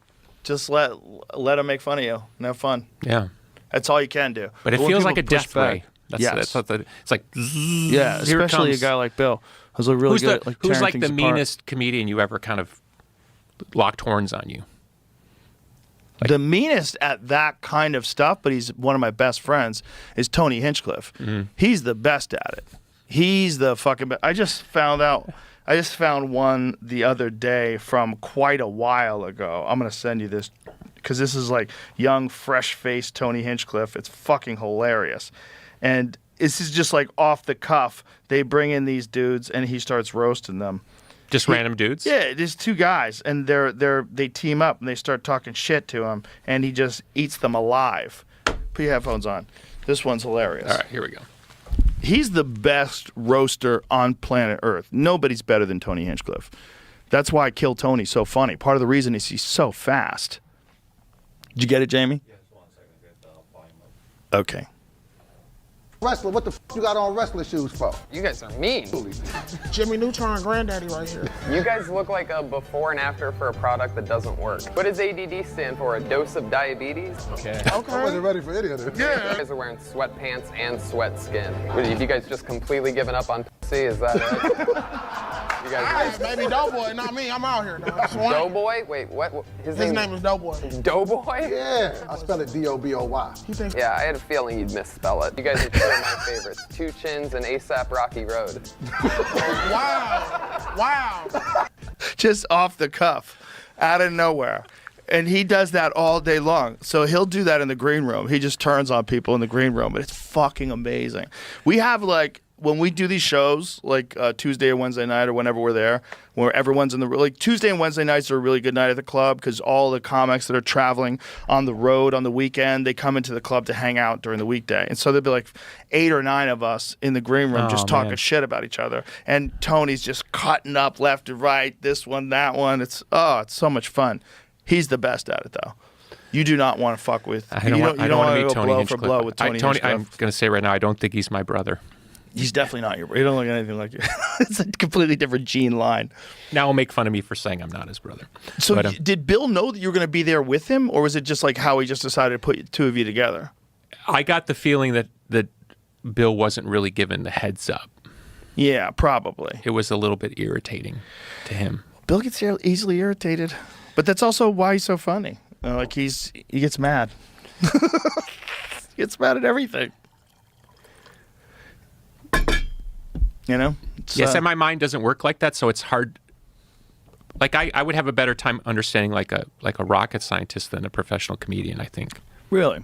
Because the professional comedians I've known personally a little bit, like Bobcat Goldthwait or Carrot Top, their minds are so different than the average human mind. I think the way they process information and they're looking for something that, almost like a meme, it like coalesces a whole set of ideas. That's what makes it funny, right? It works on all these different levels at one time. The great comedians, like Dice, to me is the greatest, and Dice will tell a joke. It works on like 8 different levels. It's like high, low, middle. Do you know what Dice's best stuff is? People don't understand that Dice is literally one of the best live performance artists. Just random street artists. Oh, I watch him. You mean when he just goes up to people? Oh, it's and unbelievable. pretends that these people wanted a photo with him and they don't know who he is. It's the face. Yeah. You want the face. You want the picture. And he just goes, he's fucking, and it's so uncomfortable to watch. You start pulling your fucking clothes off. Like, no, don't do this. Like, what are you doing? He's the best at that. And he does that for 0 money. He's only doing that for fun. That's it. He's just being an artist. Like, there's no money in it at all. And he spends all this time wandering around the streets, going to bars and restaurants and just bothering people, wandering up to people on the street in New York City. They're waiting for the light to turn green. You want the picture? I just love that he'll just double and triple and quadruple down on on the bit. Yeah. Like he just won't give it up. He won't give it up. Zamuda is the same thing with right. Tony Clifton. Yeah. Just yeah. the discomfort of it all. Yeah. Well, Dice is the only guy ever in the peak of his fame to try to bomb on purpose and then release it as a 2 CD set. Is that the night comedy died? Yeah. Unbelievable. That is so. I The love Day that. the Laughter died. The Day the Laughter died. Rick Rubin produced it. Yeah. And Rick, who's a fucking maniac, loved the idea. He loved it. Of course He's he like, what a great idea. This is going to be amazing. Dice is selling out Madison Square Garden like more than anybody alive. Like he's just selling out everything. In the height of this, he decides to record on a night where no one knows he's going to be there and bomb. No material. There's talk off the top of his head. Sometimes don't even try to be funny. I've listened to it multiple times, and it's one of the funniest things I've ever heard. It's performance art. It's like him on the street going, Yeah. you want the picture? And if he couldn't kill regular way, I wouldn't respect it. Because there's people that do comedy that pretend they're doing like anti-comedy because regular comedy's too easy. The problem is they're not good at regular comedy. If you're like hilarious at regular comedy and then you say, I'm going to freak these people out by hitting them with some... He would do this thing at the Comedy Store where he would go on stage and see how long he could not talk. Yeah. I saw him do it once. He'll go like 5 minutes. 5 minutes. 5 minutes. He's doing And no one knows what to do. And people are like nervously laughing. But he also could fucking kill. Like in the Rodney Dangerfield special, when he did Dice Rules, like he could destroy an arena filled with people. So it was a choice to do this weird Who's your favorite thing. all-time comedian? I'm just curious. God, I don't think I have an all-time favorite. I think Pryor probably is the greatest of all time, not living, with Chappelle being the greatest living. I think that you have to give credit to Lenny Bruce, though, because he really started the art form. Because before Lenny Bruce, comedy was just a series of jokes. It was just jokes. And Lenny Bruce came along, and all of a sudden he had social commentary, he had cultural commentary that he turned into humor. Mm-hmm. The way he described relationships, the way he described marriage, the way he described... It was like completely different. It's like, what is this guy doing? And then... I think Pryor took that and made it funnier. Pryor took that and that honesty. I never connected that dot, but it makes sense when you say it. Yeah, because he was just funnier. Pryor was just better at it. But the door was opened up by Lenny. It didn't exist before Lenny. Yeah. So Lenny comes along in the 50s, and he's getting arrested all the time in the 60s. Like he was getting arrested. Well, remember that whole thing where he would just go on and read his court transcripts? Yes. That was the end. That must have been really out there. I mean, I watched the videos of that. You've seen actual. Oh yeah. I bought it. I bought a VHS tape that was Lenny Bruce on stage. I forget what place it was. I think it was somewhere in San Francisco. And he was just talking. He was reading his court transcripts and talking about the case. And someone in the audiences go, "We want Dirty Lenny," and he's like, "God, man, it's not about that, man. You gotta understand what they're doing here, man." Like, and he would go back into the court case, but it wasn't funny at all. It was just him on stage for a long time, just talking about his court cases. But you have to. The thing about comedy is a lot of comedy, like even from the 80s, it doesn't hold up. And it doesn't mean that it wasn't funny at the time. It just means the concepts and the culture has shifted so much and they've become so commonplace that it's not shocking or funny anymore. But it was maybe in the 70s or maybe in the 80s, and much more so with Lenny Bruce, because you go back and listen to his stuff and people are dying laughing and you don't even find it funny. Like, it doesn't even make you chuckle. It's hard to laugh at Lenny Bruce's stuff, but it's because we can't put ourselves in the context of being alive watching this guy perform in 1962. See, Red Fox to me is still funny, though. Still funny. But like his stuff holds. Yes, his stuff holds. Mom's Mabley even? Yep. Some people still hold up. Robin Harris still holds up. There's some old school comedians like from the 70s and the 80s that are just still you could tell they were. Eddie Murphy, he was special.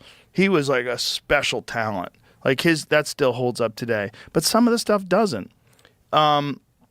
And then I think like the next big shift, the big change was Kinnison. Kinnison was a giant change in Did you comedy. know Kinnison? No, I saw him Is he- live a few times. I was going to say, I think age-wise, it probably doesn't. Yeah, no, I was about 21 when I saw him live. I saw him live once when I was 19 when I was a security guard at Great Woods Center for the Performing Arts in Mansfield, Massachusetts. So I got to see him live there, and then I got to see him live at some, I think it was like some weird place in the middle of nowhere, and it was like half empty. And this was like 88, 89. So by 89, he was kind of falling off because he had just done so much drugs and partied so hard that he was fucking huge in like 86. And then by the time 88 came around, the material kind of dropped off.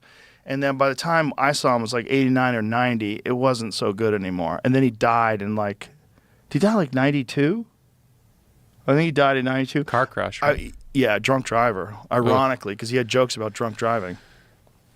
But he just, I was always hoping he was going to come out with a new album and he would be back. You know, he'd be back to the Kinnison of 86. But just the partying and the coke and the women and the fucking no time to write. His brother wrote about it. There's a great book called Brother Sam. Oh, okay. By his brother Bill.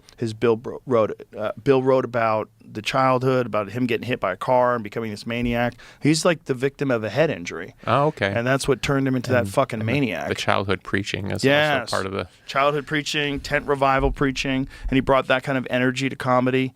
You know, he was a different thing. I remember the first time I saw him, like, oh, wow, that's comedy too? Like, this is crazy.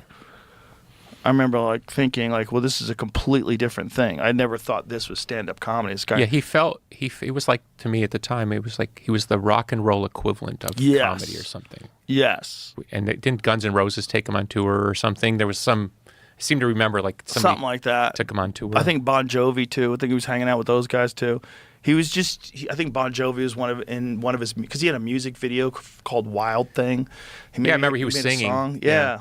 He was kind of trying to be a rock star for a while, but it's a quick fall from grace, man. Because in '86, he's one of the best comics that's ever walked the face of the earth, and by '89, he's like a caricature of the guy he was 3 years ago. Yeah. And I think it's really hard to maintain, especially in the 80s when no one was famous.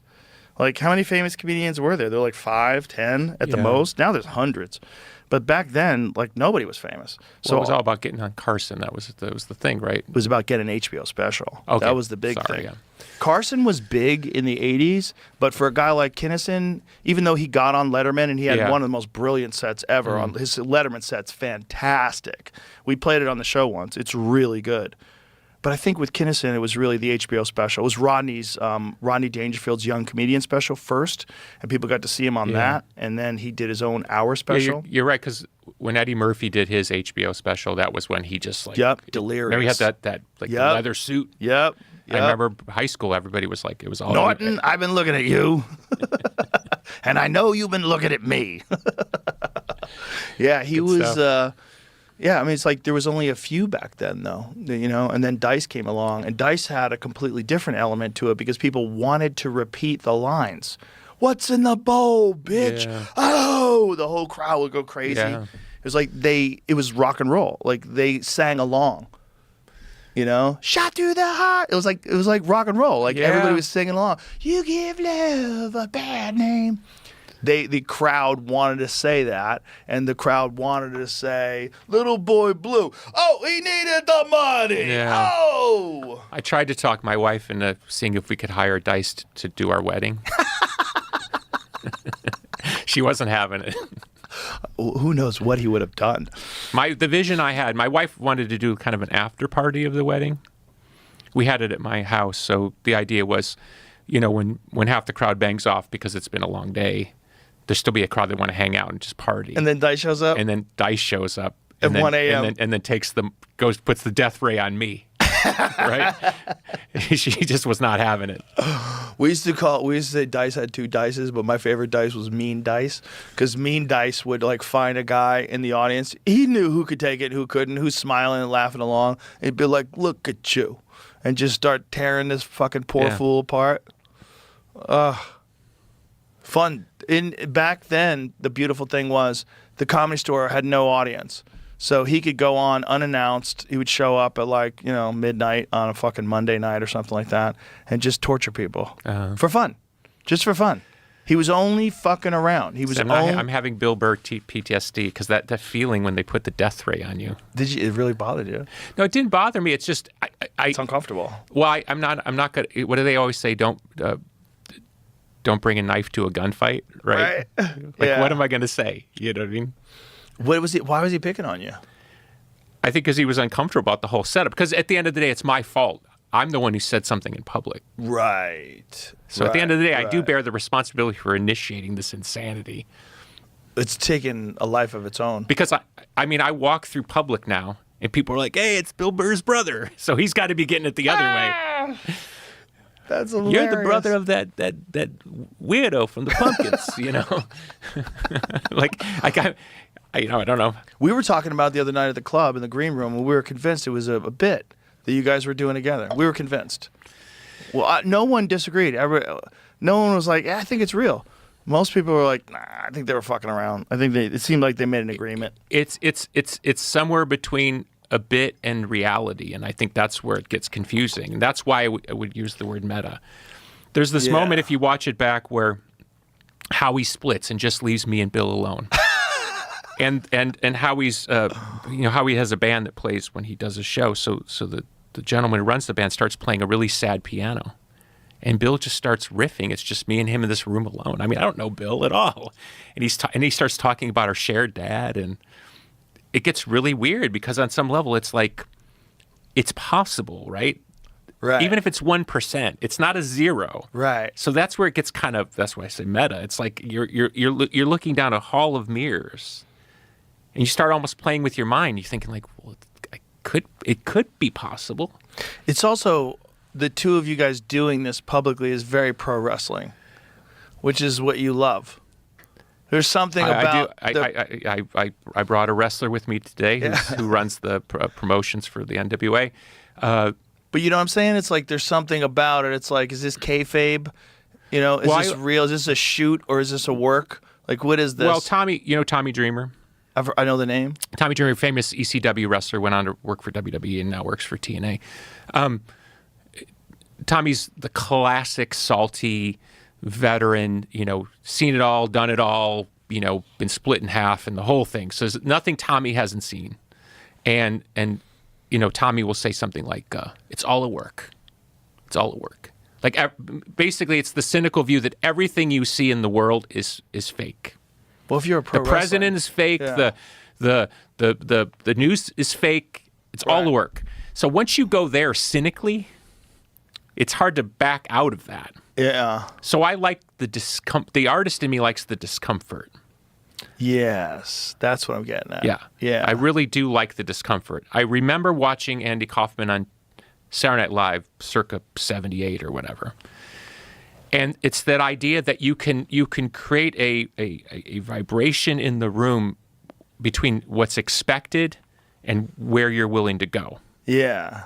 I have this one friend who was a performance artist, and she would do stuff like when she was in college, she would just walk in the cafeteria and take off all her clothes.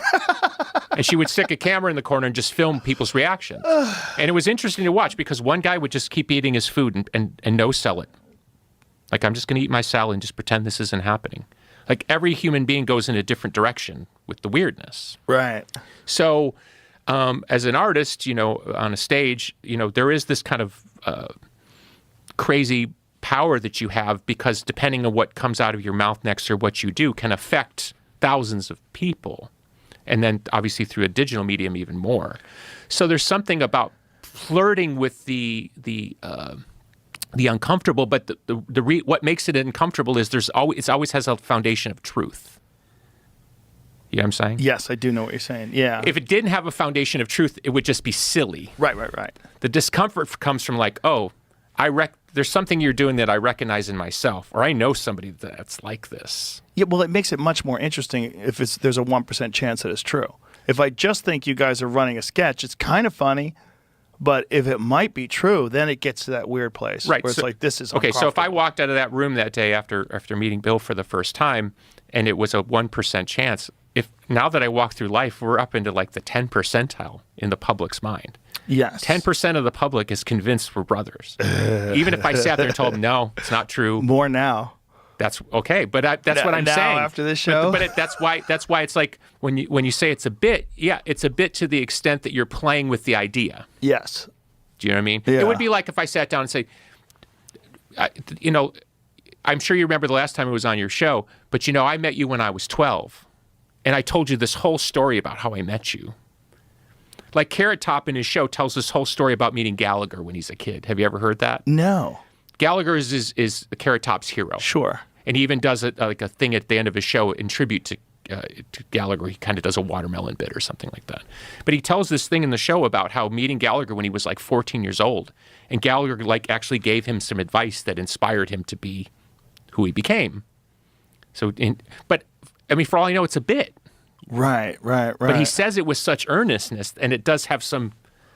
It feels right, but for all I know, it's just another bit. Everything's a work. That's what I'm saying. So if I came here, Joe, I met you when I was 12. You were at an airport. You were so nice. You signed an autograph.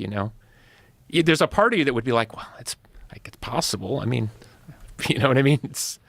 I got a pretty good memory. I'd be like, what happened? Where were we? I never been there. Sorry, I have this plague that I can't get rid But of. if you have that Tommy's perception that everything's a work, the whole world gets really weird. Well, I think we're there. Yeah. We definitely are when it comes to politics and the news. I think our whole culture has been turned into like where are we? Right. Like, that's why I started calling it like 5-7 years ago a post-truth era. Right. I mean, we've all been in that situation where somebody in our inner circle will bring up something that we know from a factually presented basis isn't true. I heard so-and-so did so-and-so, and you go, no, that's not true. Let me show you the YouTube clip. You know what I mean? Mm-hmm. This didn't happen, or no, so-and-so made a left, not a right. But because of what they've heard, they believe it. And you can literally show them something and say, no, look. And they're like, well, that must be AI or edited. It's like once somebody becomes convinced of this culture, it's really hard to unconvince them. Right.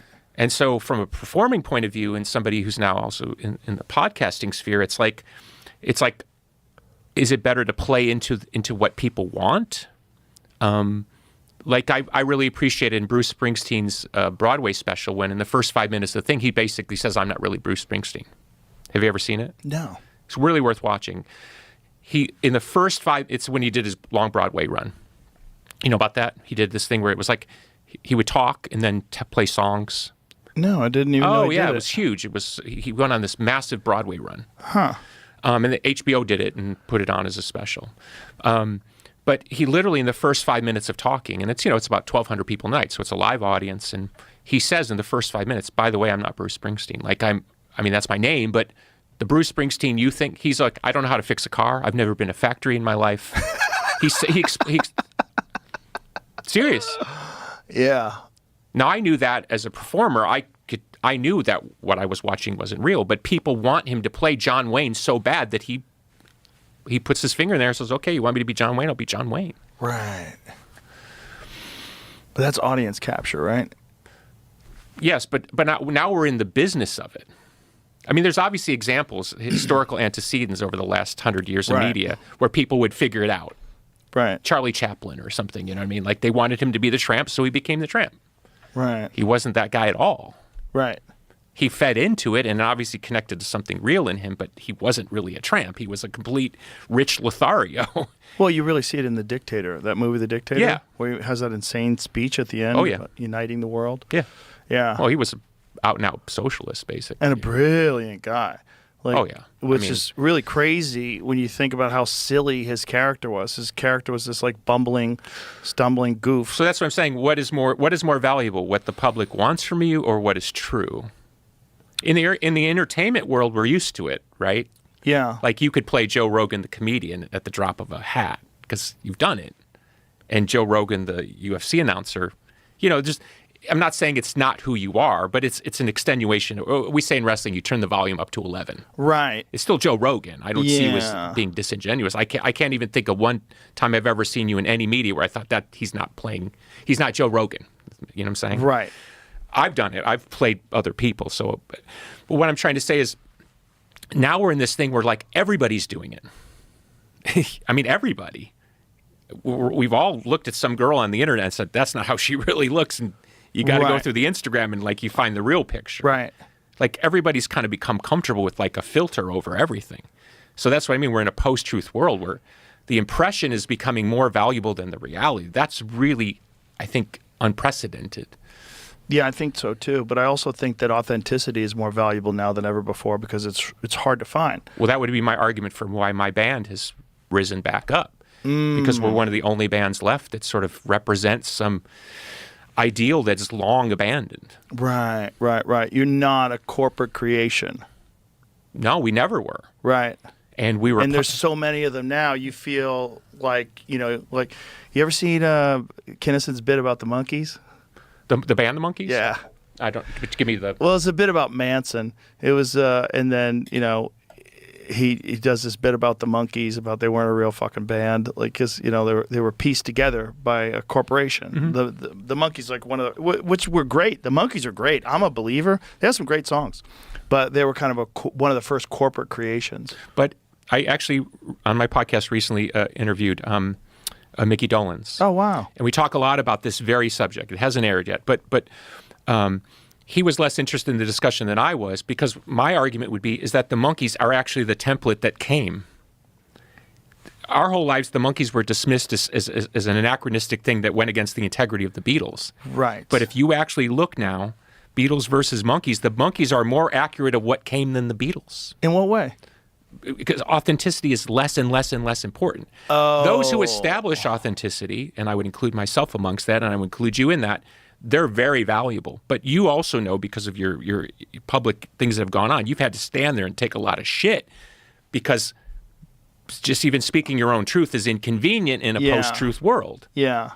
Right? So it's actually more politically expedient to create a character that can navigate this new world. And by the way, change on a dime. Right.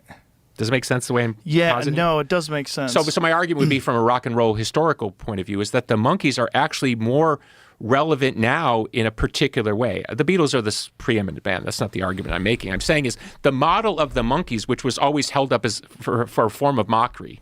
Right. See, this is what you get when you make plastic music. No, we live in the age of plastic music now. Right. The Monkees are the grandfathers of this thing. Right. It wouldn't even be shocking today if the corporation put together a band. No one would dismiss the band because a bunch of people, they cast it together with a bunch of good musicians and created a band. No, I mean, we used to want Aerosmith. We used to want Steven Tyler and Joe Perry, young, coming up together, playing music. That's what we used to want. We used to want the Beatles. They all got together. They formed a band. They played in Hamburg until they tightened it up. I used to work with the musician, and I was in therapy at the time, and I was having a lot of problems with the musician. And the musician was from a wealthy family, but he didn't bathe, and he wore junky clothes. He wanted people to believe he was somebody that he wasn't. Right. I was actually from a poorish family. He was from a rich family pretending to be poor. Yeah. And my therapist had the great line about him. He said, he looks like a junkie, he smells like a junkie, but he doesn't have the guts to be a junkie. So if in this culture you can pick up anything you want and adapt it without the downside of actually becoming it, yeah. Well, you can see why so many people without courage or chops, it puts them in a game. It puts them in this social milieu that we all sort of have to navigate. So now we're into this place where we're talking to a lot of people who believe that they're furry number 463 because that's all their status comes from their digital online group. Mm-hmm. Yeah. I'm 57. I got 2 kids, another one on the way. I work with animal charities, and I have a tea house and a wrestling company, and I'm still fighting at 57 with people who want me to be this guy that they believe I am from 30 years ago. Right. And no amount of empirical evidence will change their minds. Right. They're upset with you because you're connected to something that's different than what they want you to be connected to. Like, they don't care what you really are. They don't want you to like pro wrestling. Sam Kinnison's second act should have been get sober, get straight, and go on another hellacious run. Yeah, I suspect Sam was very mentally ill. I never met him, but I think one of the reasons why he was self-medicating so hard was probably that head injury that he got when he was a young kid. Probably really fucked him up, because I know quite a few people with some pretty significant head injuries, and they're wild and impulsive and aggressive, and they do crazy things. Like some of them, like they just go off on benders, they disappear for days. Like I think it's common with people with severe CTE. Because I'm on the board, I'm on honorary on the board of the Concussion Legacy Foundation, which I'm sure has some tie to UFC too, because Chris Nowinski, who runs it, is my friend. One of the main things that happens with people who start to get CTE early in life is lack of impulse control. Yeah. So suddenly you have a 40-year-old retired professional athlete who's faster and stronger than 99% of the population who can't control his temper. Right. That's what makes that situation so frightening for the families, because they lose the ability to kind of keep it all reined in. Right. That happens a lot with fighters, football players. I'm sure it happens with pro wrestlers. Probably happens with a lot of... It's getting better, I think, with wrestling. The awareness is helping. In our organization, we forbid headshots. That's good. The classic chair to the head. There's none of that in my world. Good. You don't need it. Well, for what? Yeah, the pain of watching people deteriorate is so awful. The pain in their eyes, where they just can't navigate life anymore, and every day they have a fucking headache, and they're just in hell, and they just want to kill themselves. They just can't take it anymore. And it gets to a certain point where it sort of accumulates over time, where it doesn't get better, it gets worse. Well, I think also, and I'm not speaking from experiences, but I've heard the stories. You take people who are held up as almost like masculine ideals. Mm-hmm. That fall isn't just the fall physically; it's the fall of like, I'm not the person, I'm not the hero that you've made me out to be anymore. I'm broken. Right. And I there's nothing I can do to put the pieces back together. That's a very hard journey for championship fighters. When they are the fucking man, they're on top of the world, and then they have to just integrate society and be one of us. When they used to be the and then they go to the fights, they sit there with a paunch and a little bit of a belly, sit there and watch people doing what they used to do. And they don't know how to make a living outside of fighting. They don't know what to do. It's very few of them figure out how to transition into some other stage of life. The thing about athletics is by the time you're 40, you're essentially done, unless you're a rare Tom Brady type character or Randy Couture who can compete into their 40s. Yeah. Bernard Hopkins, great example. But at a certain point in time, it's over, and you have to know when it's over. And then what? You've put all your eggs in this one basket. Where to be a championship fighter like a Lennox Lewis or a Vander Holyfield, you have to be all in. You can't have like a side gig in a blues band. There's no room for you writing books. Yeah. There's no room for you, fucking selling things on Etsy. Yeah. Like, well, it's. I know this is a leap of discussion, but that's one of the discussions that's going on internally in my band. Is I'm 57 and one guy's 56 and one guy's I think 61. It's like, at what point do you start to dial the thing down? My brain is wired, I'm going to go until I run into a brick wall. right. And they're more like, well, things are pretty good. You know what I mean? Like, do we have to keep throwing ourselves into the maw of the public? And my argument is, like, it'd be like going into a UFC fight and not fighting to win. Right. Fighting not to lose. Right. That seems to me far more dangerous. And that's kind of my argument is like, in order to be in the arts, you've got to, it's pell-mell, all in. Yeah. All in or all out. That's the only gear I know. Yeah. There's the thing that happens to bands when they get to a point where they never make any new music, right? And they just tour on the old music. You're touching on the nerve of my life. Yeah. How do you navigate that? I just keep working. I refuse. That's it. In my case, back to my daddy for a second, I watched my dad play songs he didn't want to play. I watched him doing drug deals rather than make money from music. I watched him give up on his talent, his dream, all of it. I watched it destroy my father. And then, if you want to even go further in a kind of a mythical way, my success destroyed him again. Ooh. So, if you've watched that, well, I was lucky enough to have kids late in life. My first kid came when I was 48, and we're about to have one again, 57. Once my kid came, I was like, this kid is not going to look at me how I looked at my father. Like, shoulda, woulda, coulda. Yeah. So I had to get myself up off the couch and like get serious again. And again, that's that mentality, that killer mentality. Like, I can still go. I'm going to go. So until somebody stops me, I'm going to go. Well, that's what got you to the dance, right? Well, even doing the podcast, this is, it's just, it looks easy to just sit and talk, but it requires prep and mental focus. And it's a lot harder than I would have thought, and, I got money. I mean, I could sit home. I like being in the game. I like the hustle. I like having to learn things. I like having to. What do you enjoy about podcasting, and why did you decide to get into it?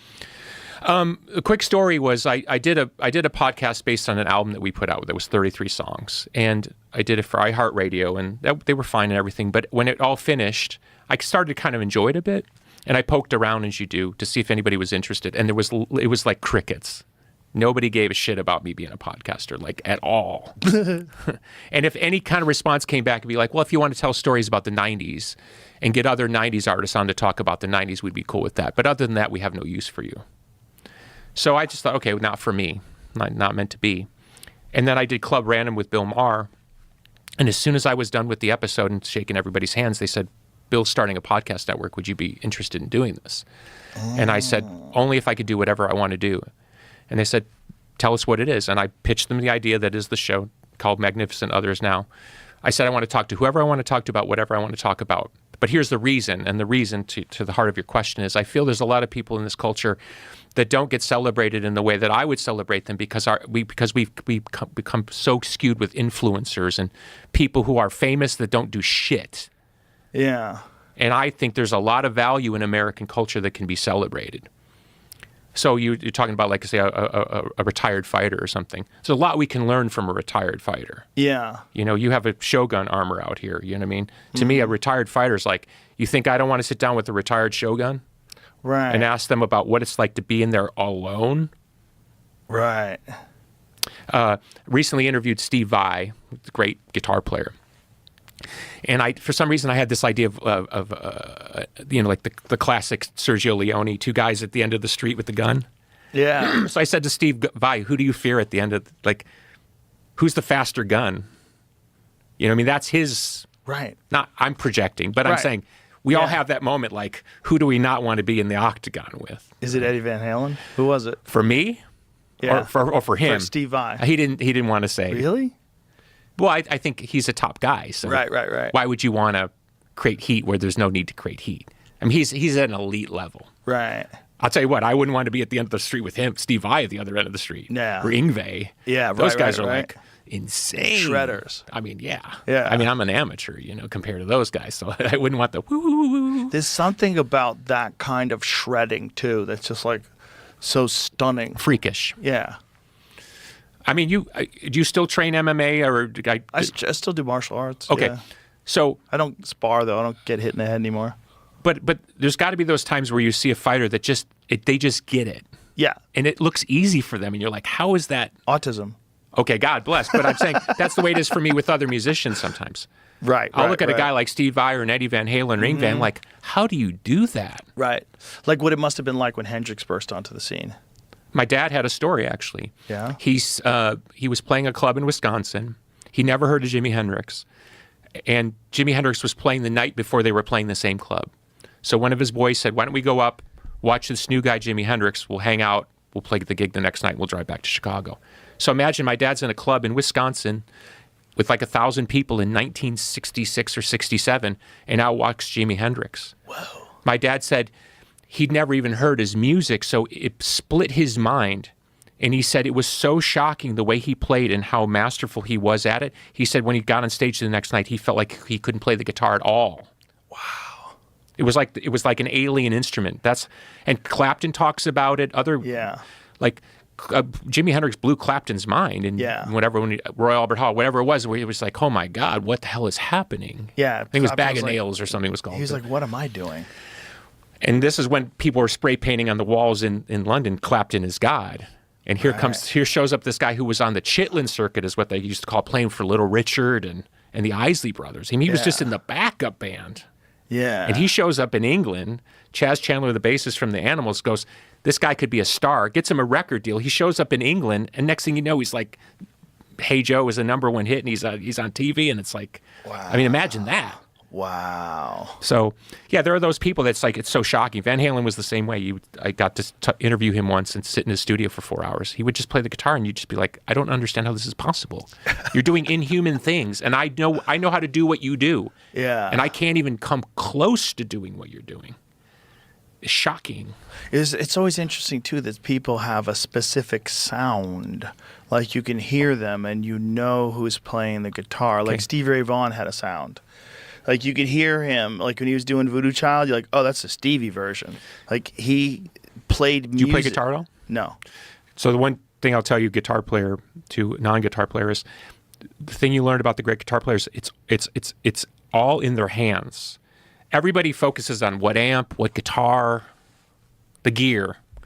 It's somehow it's the way they hit the strings. I couldn't even explain it to you. They just have a different We call it feel? attack. I have no idea. Stevie Ray Vaughan, for example, he played his strings purposely high. He made it harder to play the guitar. Really? And still played at that level. Now, there's a belief with certain guitar players that the higher you put the strings, the more you have to dig out the notes, and then so it becomes more emotive. So imagine he's doing it at that level, he's making it harder to do what he's doing, and he's doing it at that level. Wow. Unbelievable. Incredible talent. I mean, shocking. Again, shocking. It's like, where does that come from? Just has it. We have a photo of him in the tunnel leading up to the stage in my comedy club, of him on stage at that club in 1980. Oh, at the same place? Yeah. I think it's 88 or 86. Somewhere in the 80s. He's on that. Maybe it's 83. But it's sometime in the 80s. Yeah. And it's like Stevie Ray Vaughan on stage at that club. And it's wild. It's just wild to think that he was in this room. You know, because Austin, where he's from. And think about this, because he talked about it. There was a point in his life where he was dropping rocks of Coke, I think in whiskey, and drinking it, and rotting his stomach out. And he got sober like in the last year or so of his life, and he played even better. Right. If you listen to the recordings that he made live, particularly in the last year or so of his life, he's playing even better. So that's what I say about Sam Kinison. Imagine if he cleaned was up. able to make Right. that left. And like I said, though, I think Sam was dealing with something. I think his demons were internal. I think the Steve Ray Vaughan thing, what's fascinating to me is, well, first of all, he's the only guy that can play Voodoo Child other than Hendrix. Like, if you're like at some upstart and you want to release Voodoo Child today, like, Jesus Christ, like, what are you doing? You're treading on hollowed ground. You know, like, maybe you can do All Along the Watchtower, because that was actually a Dylan song, right? Maybe. But you know why this is my opinion, but you know why he plays Voodoo Child so well? Why? Because he had studied the same guys that Hendrix had studied. Ooh. So he's not imitating Hendrix. He's coming from the same wellspring of information. Like, who are the guys? Albert King. B.B. King, Albert King. It's Muddy Waters. It's understanding the way those guys played. So he's not imitating Jimi Hendrix. He's playing from the same spot. Have you ever heard of Johnny Thunder? You mean talking about from the New York Dolls? No. Oh. Johnny Thunder was an artist in the 1960s, and he put out a song called I'm Alive, and I think it was 1969, and it was also covered by another band, but his version is fucking insane. It's so good, you can't believe he didn't make it. Can I play it for you? Please, yeah. Right, that's right. His version's the cover. What was the other version of it? It's Tommy James and the Shondells. Tommy James and the Shondells. Their version, but okay. Johnny Thunder, put the headphones on. Yeah, it's in another new commercial I've heard recently. Too. Yeah, well, we started talking about it like a year or so ago. My friend Brian Simpson played it for me. And he goes, you're going to fucking love this. And he goes, this is a one-hit wonder from 1969. Woo! Never heard of him. I'm usually know all this Fucking stuff. fantastic, right? Yeah. I don't We'll even edit that know out, where he's so- from. I can't even identify where he's from by the... The fucking song is fantastic. It's so good. It stuns you because you hear something like that and you go, how did he not make it? What hope is there? Imagine if you were around in 1969, you see that guy up at the Whiskey A Go-Go. He gets on stage and plays that song. You're like, holy shit. But to be fair, I saw those people in the 80s and I saw those people in the 90s, and I couldn't imagine that they weren't going to make it, and they didn't. Yeah. Isn't that weird? And that was part of the vibe that my father put on me, which was like, well, how the hell did you get out? Right, of course. Well, the fucking resentment must have been astounding. You know, when you're, trying and kind of half-assing it, and your son comes along and all of a sudden he's doing arenas, you're like, what the fuck? This interview from Rolling Stone by Bob Dylan literally almost has what you guys just quoted, like, never heard of it? I can't believe it. Right, we talked about this. Yeah. Bob, what year was this? 1969. Yeah, isn't that crazy? That's right, we talked about this. Bob Dylan. So he discovered it and was asking Jan Wenner if he'd heard of it. That's so crazy way that around, even but I think, Bob Dylan couldn't make it huge. So 1968, okay. Yeah, Bob Dylan Wow. heard it on the radio Wow. and then disappeared. That's fucking incredible, man. Incredible. Because you feel like a guy who make a song that's that good, oh my God, all you need is good songwriters, and that guy's going to be huge. There's a fucking $1 billion in there waiting for you. Dig it out. But that's kind of what I was saying before, is like, it's a curious thing why certain people make it and certain people don't. My father, before he passed away, he told me, you had the one thing that I didn't have, which was the ambition. Like, he wanted it. He said, I didn't really want it. I just wanted it to come to me. Well, also, I think if you're involved in a life of crime like that, a lot of cocaine and first of all, there's a lot of bad karma that you have, but also it's like you're too distracted. Like, you're too in that life. You're never going to really be able to go all in on music as an artist. So you're never going to really be able to reach your full potential, right? Well, yeah, that's what he was saying. He was admitting to me that he had made some sort of internal decision that he didn't want to do whatever he had to do it. Yeah. He made certain excuses involving the mob. He did say that back then, and it is a known thing in Chicago, that in order to be successful in Chicago, you had to basically sign contracts with the mob. Right. You know, there's always been rumors about the band Chicago that there were mob ties with their world. I'm sure there was a lot of that going on. I mean, Yeah, wasn't that the whole Hendrix thing? You ever know that conspiracy? Well, You ever hear yeah, that I've read conspiracy? about that. Yeah. That gets into other types of complications, and I don't have an opinion on it. It's just, it's like saying there's no way to separate the two things at the time. Right. Like anybody back then, any clubs at the time, particularly in Chicago, they were all mob Right. connected. And Los Angeles as well. Sure. So if you were a comedian or an MC or whatever you were doing, like, here's Lola the dancer, You were connected. there was a white guy standing there, and everybody knew who they were, because that's how they did their business. Because if you didn't like what Johnny Rocco was doing, you were going to get in trouble, and you didn't want to get in trouble. Yeah. And I went to school with a bunch of the mob wise guys' kids and grandkids. I worked at a mob club in Connecticut. I did stand up, and another one in Long Island. There was where the guys were connected by the mob. And in Boston as well. In Boston, Nick's Comedy Stop, they would offer to pay you in cocaine or money. We played a club on Long Island once where the crowd was moshing, and in the middle of the fourth song, the guy on the side of the stage that worked for me was waving, like, stop playing in the middle of the song. And I fucking stopped playing. Got 1,000 people out in front of me. And he kind of did one of these, and there were two wise guys standing there with suits on. Kind of like, you're going to get in trouble with these guys if you don't stop. And I said, I don't give a fuck. And I kept going.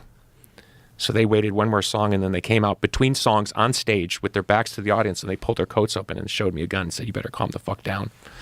Whoa. Because Welcome of to the Long Island. moshing? Yeah. Because it was we used to call them brass and fern bars, like the brass bar and the ferns. Right. You know that bar, right? Yeah, You've all been yeah. there. And we were playing one of those places for some reason, and the crowd was going apeshit. They were bouncing off the walls. So they were blaming us for the reaction of the crowd. So they wanted us to bring the crowd down. But how do you bring the crowd down? So they literally showed me a gun and said, you better calm the fuck down. So what did you do? I just kept going. Were they going to kill me on stage? Jesus Christ, what happened when you got off stage? They weren't gone. Really? I mean, there might have been a problem if somebody had done some real damage or something, but there was no problem. but they definitely threatened me on stage. How do they And not know about moshes? This is me at like 180 pounds and like long hair and bad attitude. That's hilarious. No, I don't think they'd ever seen anything like moshing. This is like 92. This is a very new phenomenon to the outside world. But moshing was going on before that. Oh yeah, right? but it's only in the underground clubs, is what I'm saying. It's like that's what I'm saying. You're in a wise guys club on Long Island with brass rails and ferns and. I dated a girl in the '80s who went to see the Cramps and came home with a concussion Yeah. Poison from the Ivy. mosh pit. Remember Poison Ivy? She was the guitar player for the Cramps. Oh right. So great. Yeah.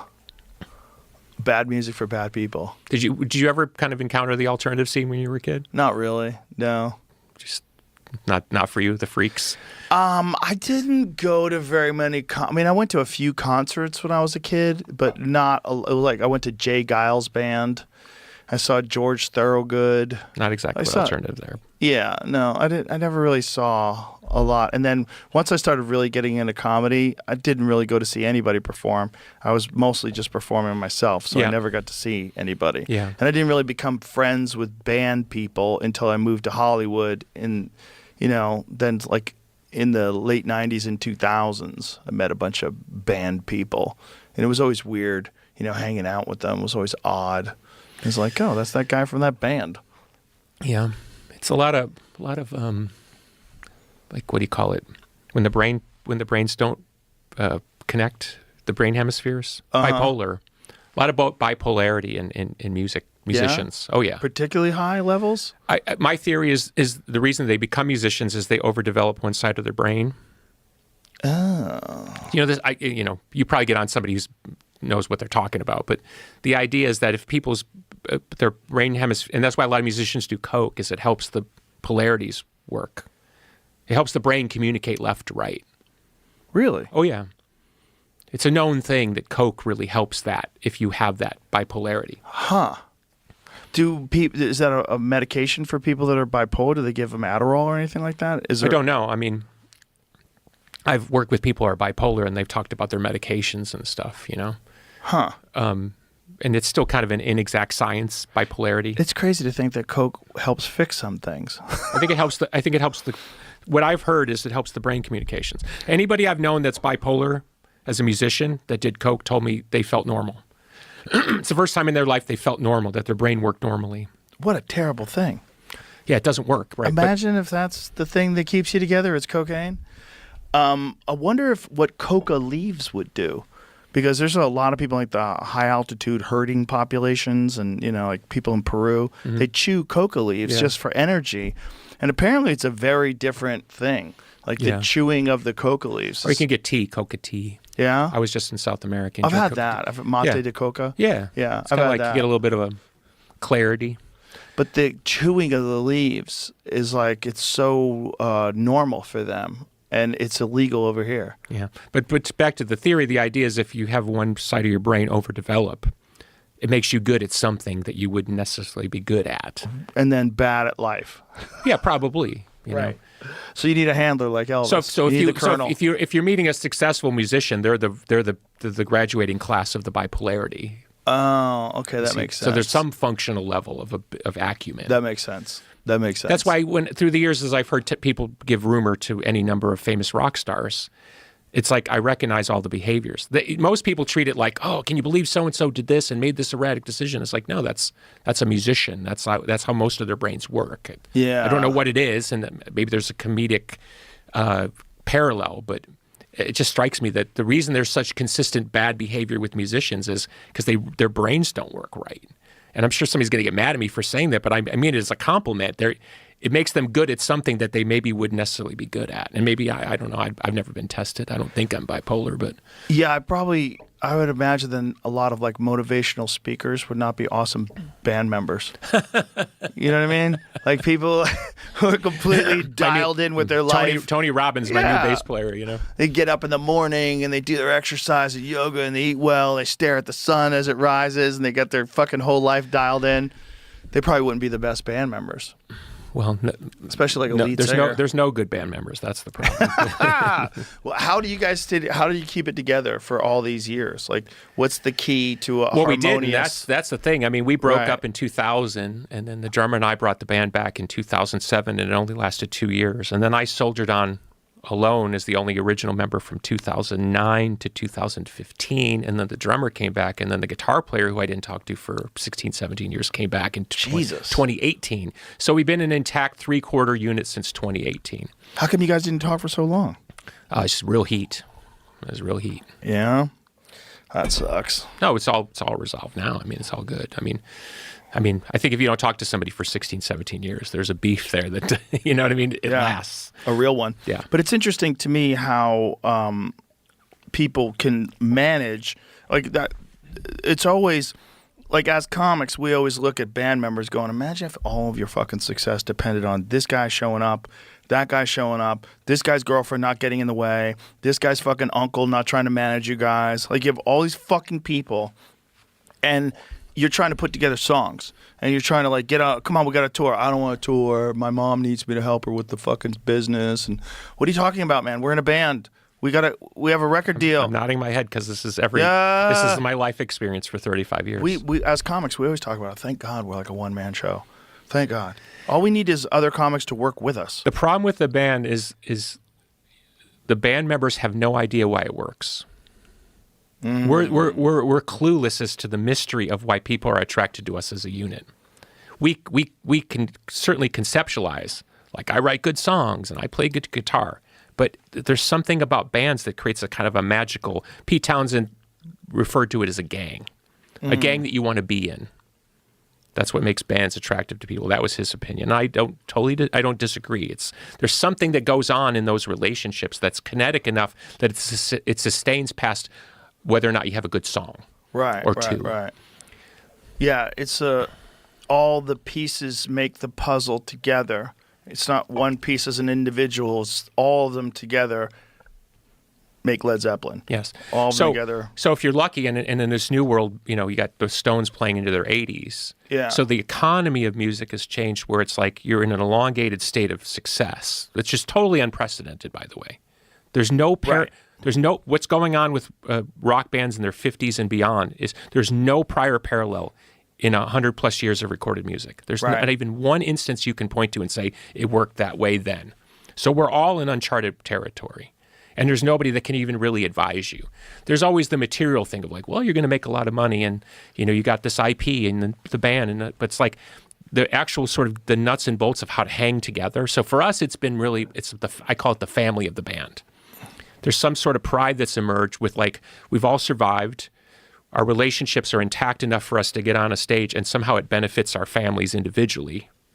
So it has allowed us a sort of pride, that it's because it's less about our relationship and more about our relationship with our families. That's allowed us to have a sweetness between the three of us that we didn't have when we were young. Oh, well, that's cool. Well, also probably just growing up and being more mature and appreciative. You're really going out on a limb there with the growing up shit.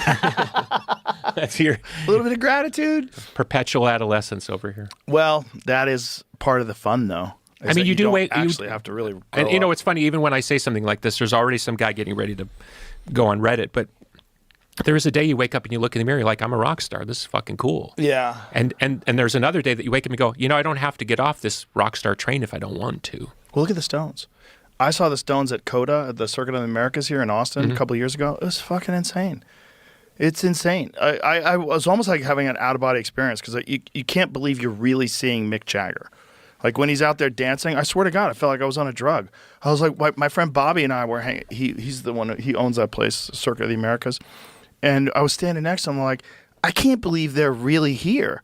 Like there's certain people that you just get weirded out by being, like Bill Murray was here the other day. Yeah. And I even told him, I'm like, I'm weirded out. I'm weirded out that you're here. Like it's just, there's a lot of people that I don't freak. I mean, I've met a lot of people. I don't freak out about too many of them, but Bill Murray I freaked out about. But seeing Mick Jagger, I didn't even get to meet him, but seeing him on the stage, I'm like, this is nuts. That's really Mick Jagger. Yeah, well, the mythical part, see, in his case, the mythical part of Mick Jagger and Keith Richards is integrated. They become the avatar. Right. They are the living example of where it actually works. My argument is against those people where it doesn't work. You know, Larry465 on the internet, who thinks he's Lord of D&D or something. You know what I mean? That's where I get kind of like, what is that? I get the other thing, because, whether it's what do you mean by Larry? I'm joking about the guy on the internet his entire status is based on being in a subculture and achieving some status within the subculture, which doesn't really apply into the outside world. Oh, like a Reddit forum or something. Yeah, whatever. Whatever it is. Mick Jagger walks into a stadium full of people. They're there to see Mick Jagger and Keith Richards and Ronnie Wood. Right. Even though they're 80, and you, who's been around everybody, goes, holy shit, there it is. Yeah, just the fact that he was alive. Okay, but it's the myth made real. Yes. Have you ever watched those YouTube videos like, what was Caesar really like? You know what I mean? Right. That type of stuff. Right. Like, what was it like to live in those times? Because there's the myth and then there's the reality. Right. And then sometimes if you learn about the reality, you're like, wow, that guy was really a badass or she was really a badass because the thing is real. The mythology is real. It's like, it has truth or resonance in it. It's all this other culture that's risen up where we're supposed to pay tribute, and that goes back to the podcast. It's like we're paying tribute to people who haven't done shit. Right. I want to pay tribute to people who've actually done something. Yes. Well, that's what you like about doing your podcast. Then you just like finding people that resonate with you, that really like strike a chord. Okay. The other day I interviewed Susan Olsen, who was Cindy Brady. Okay, the Brady Bunch. Wow. Okay, the Brady Bunch is, as far as the original show, I think it's been over for 50 years. Right, I think so. Right, yeah. Okay, every interview you look up on YouTube on Susan Olsen, it's like it's just getting her to regurgitate the same stories. And she did the Brady Bunch when she was like 7 to 12 years old or something. Wow. You know what I'm saying? Yeah. You're Gilligan for life. Okay. My thing is, no, you're not Gilligan for life. So that's what, and we had a great chat because I think there's a lot to learn from somebody who went through a zeitgeist moment at such a young age. Like, how do you navigate past that? What do you do with yourself? Like, how do you pick yourself up off the ground? Right. How do you deal with typecasting? How do you navigate the fact that as you walk through the airport, you're not Susan Olsen, you're Cindy Brady? Do people still recognize her? Oh, yeah. Wow. Yeah, well, there's Barbara Eden, I Dream of Jeannie. That was another one. Yeah. People get locked into who they are. Al Bundy. And I'm still the rat in the cage guy. I mean, I deal with that too, Yeah, but it's such a good jam. It's such a good jam. That's a fucking great song. Thank you. That's on the Green Room playlist. That fucking song rules, dude. That was a good one. Oh, my God. All-time classic. I didn't get it at the time. I actually had to be talked into it. Really? Yeah. We were putting out our double album, and it was this big pressure moment, 95. And I wanted a different song to be the first song. And the guy from the record company called, who's now passed away. His name was Phil Cordero, lovely guy. And he literally did the thing on the phone. Kid, it's a smash. You got to trust me. And I trusted him. Wow. I thought he was crazy. Didn't you think that that's sometimes because you're too close to your own creation? Of course. Yeah. Like, you're never going to get to see how your songs impacted other people the way it impacted them. You're not going to feel that the way they feel it. Like, hearing that song for the first time, completed. They've never seen you rehearse it. They don't know how you wrote it. They don't know how you guys practiced it, how you fucked around with the lyrics. You did it a different way. They just get the full version of it done. They're like, holy shit. And it's kind of awful that you don't get to experience that. Like, you created it. Yeah, the only time I've been able to experience that is when I was really high. Oh, wow. Like, getting so high that I could hear it for the first as if time. it was somebody else singing. Ooh. What really tripped me out about doing a lot of drugs back in the day was I would hear messages in my music that I didn't even know I was putting in there. And at some point I became conscious of my unconscious ability to put messages inside. Sorry, you look at me like I'm crazy. No. It's fascinating. So imagine, I'll try to reset up the scenario. Okay. You write a song, you think it's about something. You're sure of it. In fact, you would tell people, sorry, this horrible plague I got. No worries. You're convinced that this song that you've written is about your ex-girlfriend. And then when you're super high, you listen and you can hear yourself actually singing about something else. So now you have a conscious understanding of something your unconscious has implanted in the art. And once I became conscious of the process, I became more aware of how to consciously plant messages in my music. Does that make sense? Yeah. You just operate on layers. You put stuff in there. Yes, but I didn't know that I was doing it until I did a lot of drugs. That there was this other voice at work, this subliminal voice. Like, can you give me an example? The conscious mind wants to believe the song's about your ex-girlfriend, but what it's really about is about being abandoned by your mother. Ooh. If you came up to me and said, "What's that song about?" and I trust you, and I go, "Oh, it's just about my ex," I believed it. I would believe it, like 100%. And then I listened to it high on drugs, and I'm like, "Oh my God, I'm singing about my mother," and I'm weeping. And I had no conscious mind when I wrote the song that it was about my mother. Wow. And then once I have that kind of agape moment of like, holy shit, then I go back and listen to the music sober, and I can totally hear it. And then where it gets really weird is people would come up to me and say, that song, that reminded me of my relationship with my mother. Thank you. That healed. Like, people would come up and respond to me on the unconscious recognition, not what I thought I wrote the song about. That blew my mind. That there was this other person in their layer at work. And I gained a lot more respect for like, I guess you would call it the shamanic aspects of art. I don't know if you ever read Castanedis, but, do you ever read Castanedis? Maybe I did in high school, Yeah. I think. Yeah. It was kind of a thing for our generation. Everybody kind of read Castanedis. Yeah. And it's still to this day debated about whether Castanedis was a real thing. It was a documentary. It was true stories or made up. And did Don Juan, the shaman, was he a real person? Is there really a Don Juan? There's a lot of debate. Even I think there's even been New York Times articles written about it. Right. About whether Castanedis, this whole thing is a fraud and all this stuff. And I think Castanedis may even still be alive. Really? That might be one to look up sometime. But anyway, I gained a lot more respect that artists have the ability to communicate at subconscious levels that they're not even aware of. I don't know if that resonates the way I'm explaining it, but that it moved something in me, allowed me to be a better artist. That's fascinating. And it also, like, you can never guess, like, what kind of an impact your work, especially if you're too close to it, what kind of an impact your work is going to have on someone who's seeing it for the first time. And if there's, like, multiple layers that you're operating on that you're not even totally aware of, and then you put out this thing that has this, like, very complex, layered message in it, and it just makes people go, oh, my God. But that's, like, one of the ultimate expressions of art, right? Like, something that just... music does something very strange that no other art form does. It operates like a drug. Like, music gives you more energy when you're on the treadmill. Like, if a great song comes on, you're working out, you're like, fuck yeah. Like, you feel it, you know? Yeah. There's riffs. There's guitar riffs that I swear to God make you stronger. Like Tool, Prison Sex. Yeah, cool riff, yeah. That song makes you just fucking rah. You know, there's like something to it. It gives you energy. Yeah. It's like a drug. It's an audio drug. It fires up your synapses in this very strange way. The best explanation I ever heard that resonated with me was, the entire universe is constructed on waves. Light, everything has to do with waves. So music is the closest thing to the foundational aspects of the universe. Sorry. That's okay. I know what you're saying. Yeah, well, that makes sense. Because it penetrates the cellular. Right. Well, people that, go on these shamanic journeys, the ayahuasca journeys, they play these songs that accompany the ayahuasca journey. They're called Icaros.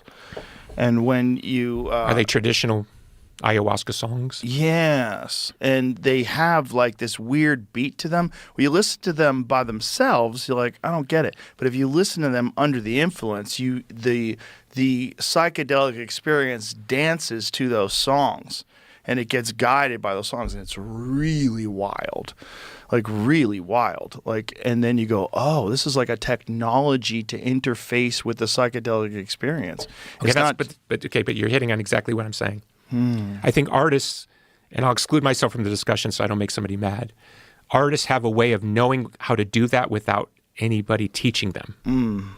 right. They just know what music, beats, chords, melodies, lyrics to use to penetrate. And the successful artists, think of it, they do it at scale. Yeah. Well, there's this thing that happens when someone's really in it, where you feel it from them while they're performing. and you just like get drawn into it. Like, wow. I remember the first time I saw Mr. Jones and Me. First time I saw Counting Crows play that song. The way he was like dancing around in the living room, I'm like, that guy is so free. Like, I want to be free like that. I really remember thinking that because it was so real. He was so in the moment while he was singing that song. And I had Adam in here, and I asked him about it. I'm like, what is that? Like, you were fucking locked in, man. Like, I remember being a kid. I was probably like 23 or something like that when that song came out. And I was in my apartment in New York watching it going, fuck. Watching it on MTV going, this guy's just so loose, man. He's so free. And I remember thinking, I want to be able to perform like that. And whatever I do, I want to feel like, what's that zone that he's in? Well, part of that is... a lot of shamanic work involves the breath. So think a singer is rhythmically breathing and rhythmically chanting. Yeah. So that's one thing that most people would not pick up on. There's a ton of expiration of breath. Like what's the Wim Hof? That. Yeah. Well, I do that for 2 hours. Right. I mean, I'm totally asphyxiated the entire time. Right. It's not natural to scream your head off for 2 hours. It just isn't. Do you have to get in shape to do it? Do you have to get your lungs in shape? I do to a certain extent, yeah. Do you build up to like a concert performance? Like, how do you have do to it? To a certain extent. Yeah? I don't know how to explain it. Like if I'm off cycle right now. So if you came to see me play an hour and a half show tomorrow, I could do it, but I probably couldn't talk the next day. But if I do a week of rehearsals and prep up, then I can So it's like a muscle, like something, yeah. I don't understand. I don't understand it. It's almost like a trained fury. Like you learn to not go too far. You learn how to pace people it. say blow your voice out. You have to really know where the line is. By the way, when you're dealing with a ton of adrenaline, like the thing with fighters comes to mind. Like they'll come in, they'll gas in a minute because they're so jacked. Right. Sometimes you see a guy getting rain, they're just like yeah, and they gas in a minute. And I know how to see that because of watching wrestlers gas. You learn the body language of somebody getting gassed. They kind of start to lose their posture and get a little goosey, right? They get loose. Okay, same thing for a singer. Around. I mean, you can gas in the first 3 minutes and you're dead. And you're dead. Oh no! What are you going to do? Yeah. So you have to almost like have a controlled fury. Like imagine screaming at the top of your lungs, but not totally at the top of your lungs. Like right. 87%. Like there's the magical line. Well, that's what fighting. It's the same kind of thing. You don't go 100%. And the zen of that. Yeah. Some of the best fighters, they'll punch like 50, 60%. And that way they could put volume on you. So I can't imagine being in there and somebody's on the other side wanting to kill you and being able to be like, I'm gonna work my way through these. Well, you have to have serious experience to be able to manage the storm that way. Did you ever have to take vocal lessons to learn how to not blow your throat out? I did, yeah. I work with a lady. It's a funny story. I worked with a lady at one point. They hooked me up with somebody from the opera. Oh, perfect. And she came to my well, no, it's actually, she was great, but she came to my house and she said, oh, you sing totally wrong. But here's how to sing right and you won't blow your voice out. And it was all about the right posture and all this stuff. And the first time I tried to do it at a concert with 4,000 kids going nuts, I tried to do what she taught me and it didn't work because I was in the deep end of the pool and I ended up having to go back to all my old bad habits. So eventually I found a woman who was used to working with rock singers and she explained to me a bunch of theories about, I think per memory, I think she said the human body has 11 folds of tissue in the throat. And if rock singers don't warm up all that tissue, that's how they damage their singing. Oh. And she'd also worked with Steven Tyler. And she said the thing about rock singers is you guys sing wrong because that's the way you want to sound. It's part of your gimmick, Right. I'm sure Steven Tyler and myself, we could sing like choir boys if we wanted to, but that's not what attracts people to us. It's the razor's edge in the voice or something. So you have to learn how to warm up to sing like an idiot, basically. Oh. And that's the sound that people are attracted to with rock singers. And even the gentleman you played before, I mean, he's totally abusing his voice. That is not proper singing. Right. And there's physical techniques to create that sound. Like there's Axl Rose, for example, like, he sings a very particular way. The way he uses his throat in a particular way that makes it. You would say that's the Axl sound or whatever. Right. It's not natural, but it's awesome when he does it. It's kind of a thing. Yeah, that has got to be really hard to maintain. I saw them play in Athens, Greece, and they did a 3-hour show 2 years ago. Yeah. At how old is he? 60 something? I think Axl's about 7 years older than me, so. Yeah, because I remember Maybe less. Welcome to the Jungle was huge when I was in high school, or just out of high school. Yeah, 89, 88, 89. Was it? Okay, so I graduated in 85. So it was like a couple years after high school. Welcome to the Jungle. I was like, oh my God. And this song, I remember watching the music video. Remember when he had that teased up hair back then? He had the big hair, yeah. He had the huge hair. That was the Poison hair era. Yeah. Yeah, so singing like that is it's wrong, but that's what makes it right. Right. Well, you can't say what's wrong or what's right. It's just what's sustainable. Trust me, no one can tell you. Right. You're surrounded by a lot of people with a lot of opinions. I was told when I was very young, that voice you sing with will never sell records, ever. And most people that don't like my music will often cite my voice as the reason they don't like my music. But that's the why that my voice is the reason that people who do like my music like my music. Right. It's a weird, it's like what do you do with that? Well, you can't do it for other people. No, but I'm saying I sing the way I sing, and it's like, don't sing that way. Well, I don't. That's the whole idea of you can't do it for other people. You can't do it for them. You can't do it the way they want it to. No, there's going to be people who like it the way you like it. Yeah. You just have to find out what that thing is, and you have to whatever your internal compass is that guides you towards this particular style, this particular way of expressing yourself. It has to be authentic. Well, singing against a wall of guitars is a particular skill set. It's like singing against 3 airline jets at the same time. Right. We have 3 guitars in our band playing at the same time. So my voice has to cut like a razor through that wall of noise. Voices are some voices are so fucking compelling. You listen to them, like Amy Winehouse, perfect example. You hear her sing once, and you're just like, whoa. There's something about it. Okay, so back to my argument about the unconscious thing. Certain voices convey an unconscious information. Yeah. Tonally, it registers in the public as a certain authority or a wisdom or pain, a sorrow. Yeah. Some voices just have so much sorrow in them. Yeah. Like for our generation, when Kurt would sing, and I saw Kurt many times live, it sounded like it was like the literal howl of our generation. It had this great connectivity to what we were experiencing as latchkey kids. Yes. Yes. I don't want to say tantrumish, but it had a certain kind of anger, but it was the anger of disaffection. It wasn't the anger of a hardcore band screw capitalism. Right. It had a sorrow somehow in it. Yeah. And authenticity. Kurt was the master of authenticity. Yeah, he was. He killed hair bands. He really did. He really did. He killed hair bands. I remember when I was a kid, Nevermind came out, and I was with a couple of friends of mine, and this guy goes, "Have you seen this?" And he shows me this fucking cassette with a baby on the cover. I go, "What is it?" He's like, "This is Nirvana." Yeah. And he plays to me Nirvana for the first time over his house. I was like, "Holy shit. This is crazy." Yeah. It was for our generation, it was the door getting kicked open. Yes. Everything after just got easier. But that's the thing, these unique artists that come along and transform the medium. Like I said, Lenny Bruce, Pryor, then Kinnison. There's a few examples of that in music where someone comes along like Hendrix or Kurt or even Elvis. Someone comes along and everybody's like, what the fuck is going on? The Beatles. Yeah. What is happening? Yeah. This is crazy.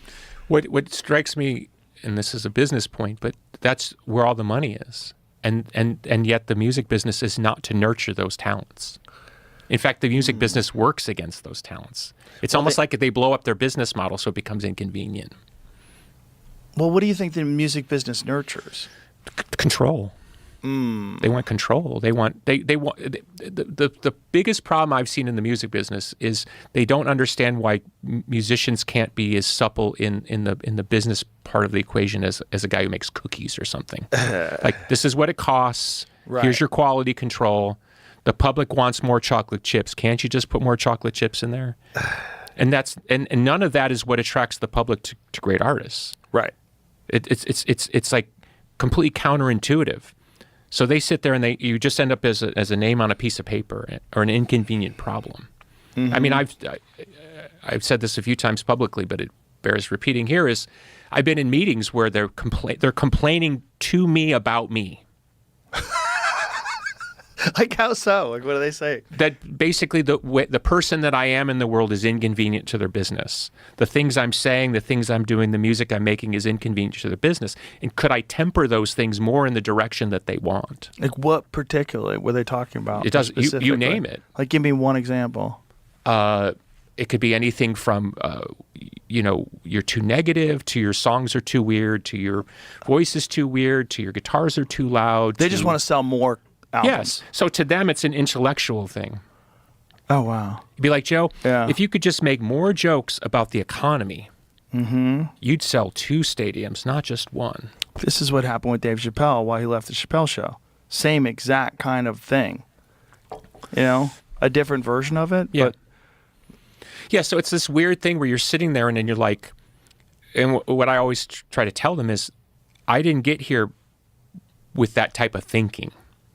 And I do think, and I don't want to name names, but I would say this to your great audience, you can pretty much tell who got to the dance on their own, and somewhere along the way between the second and the 4th album decided that the compromise had a bigger yield. And off goes the organic switch, and on goes the, you want me to be the next door neighbor. right. Or, Romantic movie ballads. whatever. Yeah. Aerosmith went through that for a while. But to their credit, and I didn't understand at the time, it was a brilliant move because they'd gone about as far as they could go in the one thing, and they're super influential and including on alternative music.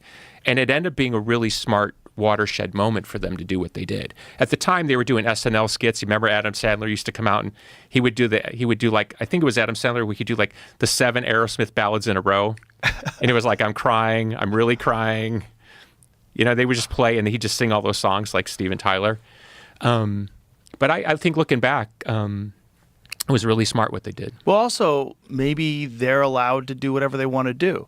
Like, artists changed their whole thing. Like, they went from Mama Kin to, some of those ballads. As far as I know, Same band. And your Herstute assistant over there would probably check, but I think Aerosmith is the biggest selling American rock band of all time. Whoa. So if you're Aerosmith, did they make a wrong turn? My argument would be no. No, it's not a wrong turn. I mean, obviously, you're allowed to change what you're interested in, too. Yeah. Like, there's a lot of bands that sort of reinvent themselves with almost every album. Like my friend Sturgill Simpson. He sort of reinvents himself with every album. Every album's different. Yeah. He just gets bored with stuff. Aerosmith's the best-selling American hard rock band of all time, having sold more than 150 million records worldwide, including over 85 million records in the United States. Whew. So, yeah. That's pretty good. Yeah. So that's what I'm saying is only the bands can really know what the right direction to go in is, because at some point, what seems so obvious to the audience or some guy in an office isn't necessarily what drives the band forward. Well, And then there's weird cases like David Lee Roth leaves Van Halen, Sammy Hagar takes over, and it becomes they got bigger. Bigger in a totally different way. But if you talk to the average Van Halen fan, they want to hear the David Lee Roth Van Halen. Well, especially if you grew up with that. The thing is, like, what you started out with is always what you want to see. Right, but I'm saying there's no obvious argument of which is superior. You know what I'm saying? There's one sold more superior. records. One is sort of held more in people's hearts because of a particular generational thing, which would be our generation. But some people love the Sammy Hagar version better. It's okay. You're allowed to. Like, Taylor Swift sells a lot of fucking tickets. Like, it doesn't, if you're not into it, there's nothing, it doesn't mean it's wrong. I mean, everybody has a weird the way they interface with the world, and some things get in there and really lock on you and like, wow, this is amazing. And you could take the same concert and another person that you like goes to it, they say, this sucks. And you're like, this is fucking amazing. How can you say this sucks? Well, I think you're about to see that Nickelback and Creed are about to go on a huge run of business. Really? Oh, yeah. Oh, yeah. Nickelback took a lot of shit. That's kind of my point, is they've survived it, and Yeah. now here comes the inevitable moment of like, oh, yeah, it was really good, and they wrote a lot of great They had songs. some fucking great songs. Yeah. That Rockstar song, that's a great song. But it was one of those weird things where they had become like a punchline. And for whatever reason, everybody thought that it was okay to shit on Nickelback, and comics would shit on them, and it was like a thing that people would mock the success of Nickelback. Meanwhile, they're selling out arenas every fucking night of the week. So, yeah, I think history has a way of sorting out the bodies, is the way I look at it. Yeah. That's kind of how I feel. I mean, this is selfish for me to say this, but this is kind of how I feel about my musical life. I think time will tell my story much better than I did. You seem at peace with that. I am. It doesn't seem to bother you at all. I made my peace with it. I mean, it bothered me when it bothered me because it felt unfair or, it felt like I was being sort of made to pay for the sins of the people who are no longer here. Because particularly in Gen X, we've had so many great talents die. Oh, so you felt like you weren't getting the credit you deserve because you survived? There was part of that. That's this. Let's call it the simpler version. The more complicated version is generations move with a collective energy, and by the mid 2000s, the collective energy of Generation X had mostly dissipated in the musical thing. There were bands out playing, but a lot of the lead singers had died. So it's hard to sort of stand and carry a flag for something that people feel very sentimental about if there isn't an army around you carrying the same flag. Oh. So people start to put on you this like a set of cultural and generational expectations that you don't want. You become the emblem of like the living version of what doesn't work. But the other guys or girls aren't there to grow old with you and achieve, receive the same discernment or criticism. Oh, wow. Like one time a guy tried to goad me into an argument of comparing myself to one of the top people musical people in my generation. I don't want to say who, but you'll understand the flow on this. So, and they said, can you compare, like, who do you think's better? So it was like a real cheese setup. And I said, well, I think they were more talented. And but I said, I feel I'm in the conversation. And they said, why are you in the conversation? I said, because I'm alive. You know what I'm saying? Yeah. I'm here. Well, it's also like you can't deny that Smashing Pumpkins didn't have some fucking bangers. Like anybody who denies that. Well, Joe, that's a whole other episode because the band is probably one of the most misunderstood. We're probably one of the most misunderstood bands in the history of rock and roll. I mean, that sounds like a wrestling statement, but it's fairly accurate. What do you think that's from?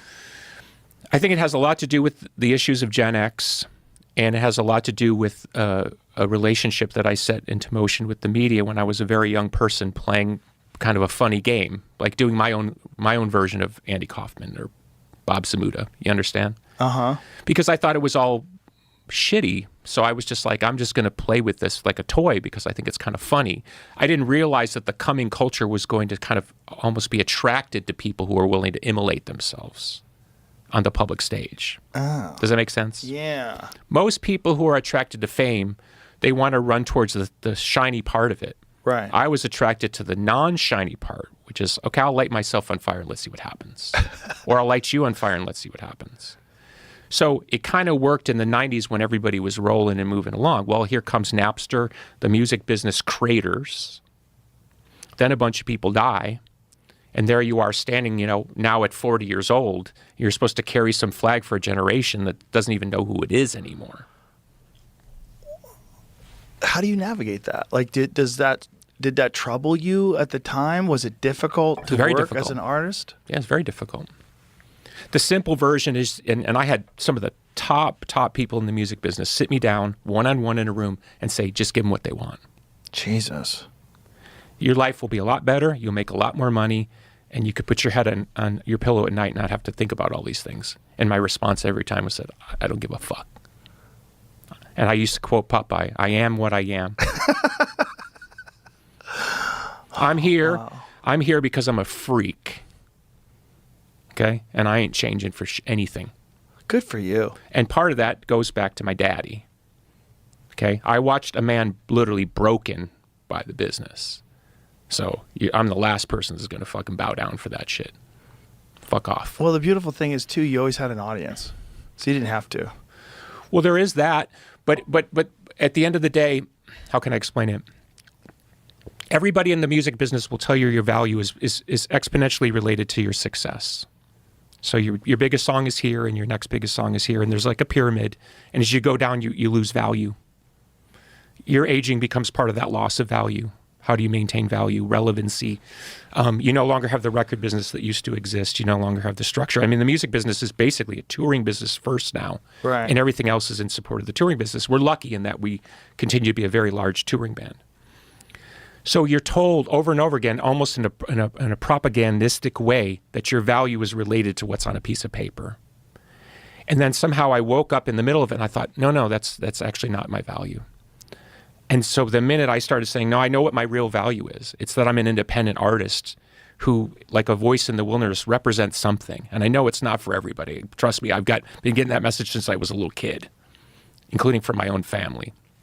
But I know what I represents something that's valuable. I can't quite put my finger on it, but I see the consistency of the kind of, let's call it the communication between myself and somebody who's interested in what I do. And once I started doubling and tripling down on the value, my business started going back up. Wow. And the way I would say it in a crass way is I reasserted my brand.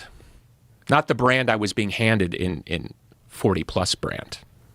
You know, you're an oldies band. You're an oldies artist. You play these songs. Well, you just kept and reinforced your true voice. Yeah. But I had to live it. Which But I had what brought you to the dance in the first place. It seems silly, but that's what I had to figure out. I had to figure that out on my own because there was nobody telling me that. I mean, you got to understand, and you're a man of the world, so you know what I'm saying. When you're in a room with somebody who runs the fucking world, in my case, runs the music business. Yeah. The guy who can get shit done, the guy who can get you canceled, the guy who can fucking make stuff happen. Yeah. And that guy tells you, here's your value. It's awfully hard to go back to Chicago, Illinois and convince yourself that he's wrong. Right. Right. There's nobody, and who do you talk to about Especially if fame is fleeting. It comes and goes. Album sales come and go. And there's a new big thing right now. There's the new thing. Oh, yeah. And you're not the There's new always thing the new thing, anymore. Yeah. And then someone's coming along. Listen, you've got to listen to us. We know how you can be back on top. I don't read comments, but I have a social media person who occasionally relays what she sees. Oh, boy. Well, we kind of keep it on the positive. But my favorite comment of the last few years was she started poking around with young fans, 16, 18-year-olds, who were suddenly seeming to come out of the woodwork and liking the band and me. Almost like a cuddly bear or something. They suddenly were attracted to me in a way that the 16 and 18-year-olds of the previous generation weren't. So I asked her, I said, why don't you poke around with these people and ask them what's interesting? And my favorite comment, and it became kind of common amongst the feedback that she got, was, I like him because other people told me not to like him. But what that says to me, anybody can interpret the way they want. What it said to me is, we need people in the zeitgeist of the culture who don't represent the collective yes. There's always room for somebody on the corner saying no. Right. And that goes back to Lenny Bruce. As crazy as all that was, you still need that guy going, no. You know what I'm saying? And you can call them whatever, disruptors or whatever. Authentic voices. That sounds nicer than disruptor. I like disruptor because that's what I do. Well, it does disrupt, but it disrupts because it's an authentic voice and because it bucks the idea of creating some manufactured thing for the market. I've told many people in the music business, I know that you don't want me in this business, but I'm here. And I've made a lot of money, and I've made a lot of people a lot of money. Like, what's the problem? Oh, so you made great songs. But most people are in the business for the music. But the idea that somebody wouldn't want you in the business when you've been very successful in the business is just insane. It doesn't even make any sense. Doesn't make sense to me. Well, that's the weird thing that you guys have to deal with. You deal with like this whole layer of non-artistic people that have influence over art.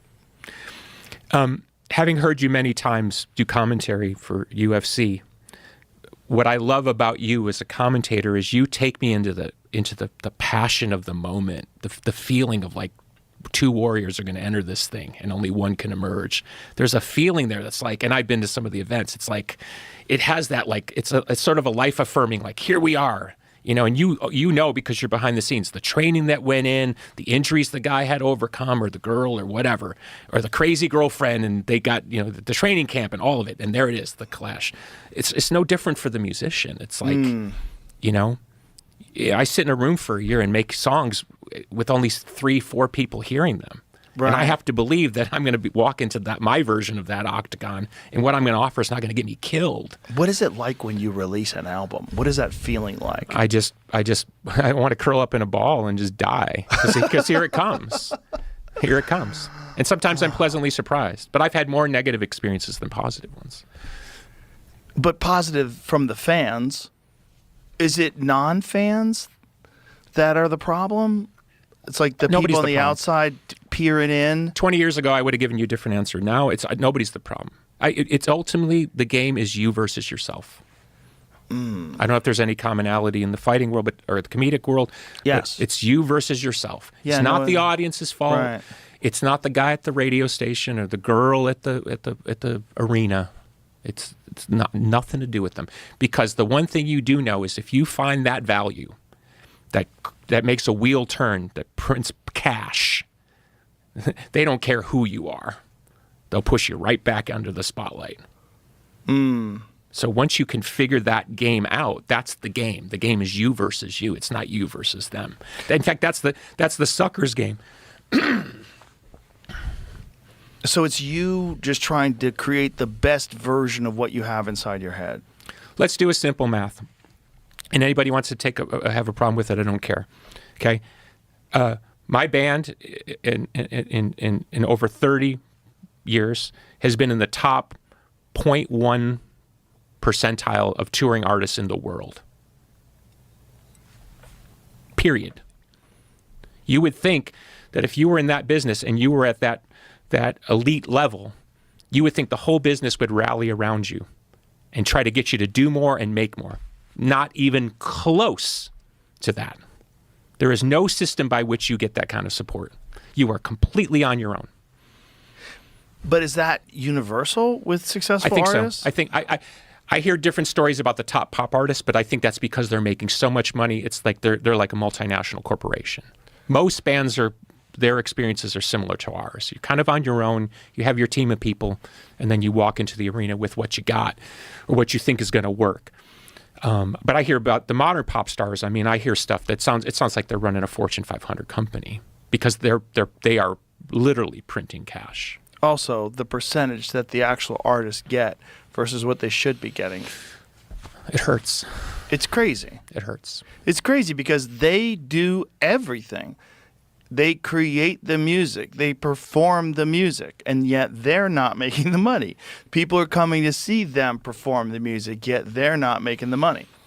There's some bizarre vampires that have attached themselves to the veins. It's changing. I think in the next 20 years, you're going to see a very different music business. In what way? Peer-to-peer ability to create commerce. Right, and then also the fact that you could release things so, like Oliver Anthony, he put out that Rich Men North of Richmond, and then it's fucking gigantic, 100 million views on YouTube. It's like, it's crazy. But like 20 years ago, your success and who you work with would have been unthinkable. Right. And you're an independent voice. You've built it. I mean, it's yours, right? So that's what I'm saying. That's coming from music. This is coming from music. Right. Well, that's good. Yes, I think ultimately will benefit the fans of the artist, and they'll get more of what they want and less of what they don't want.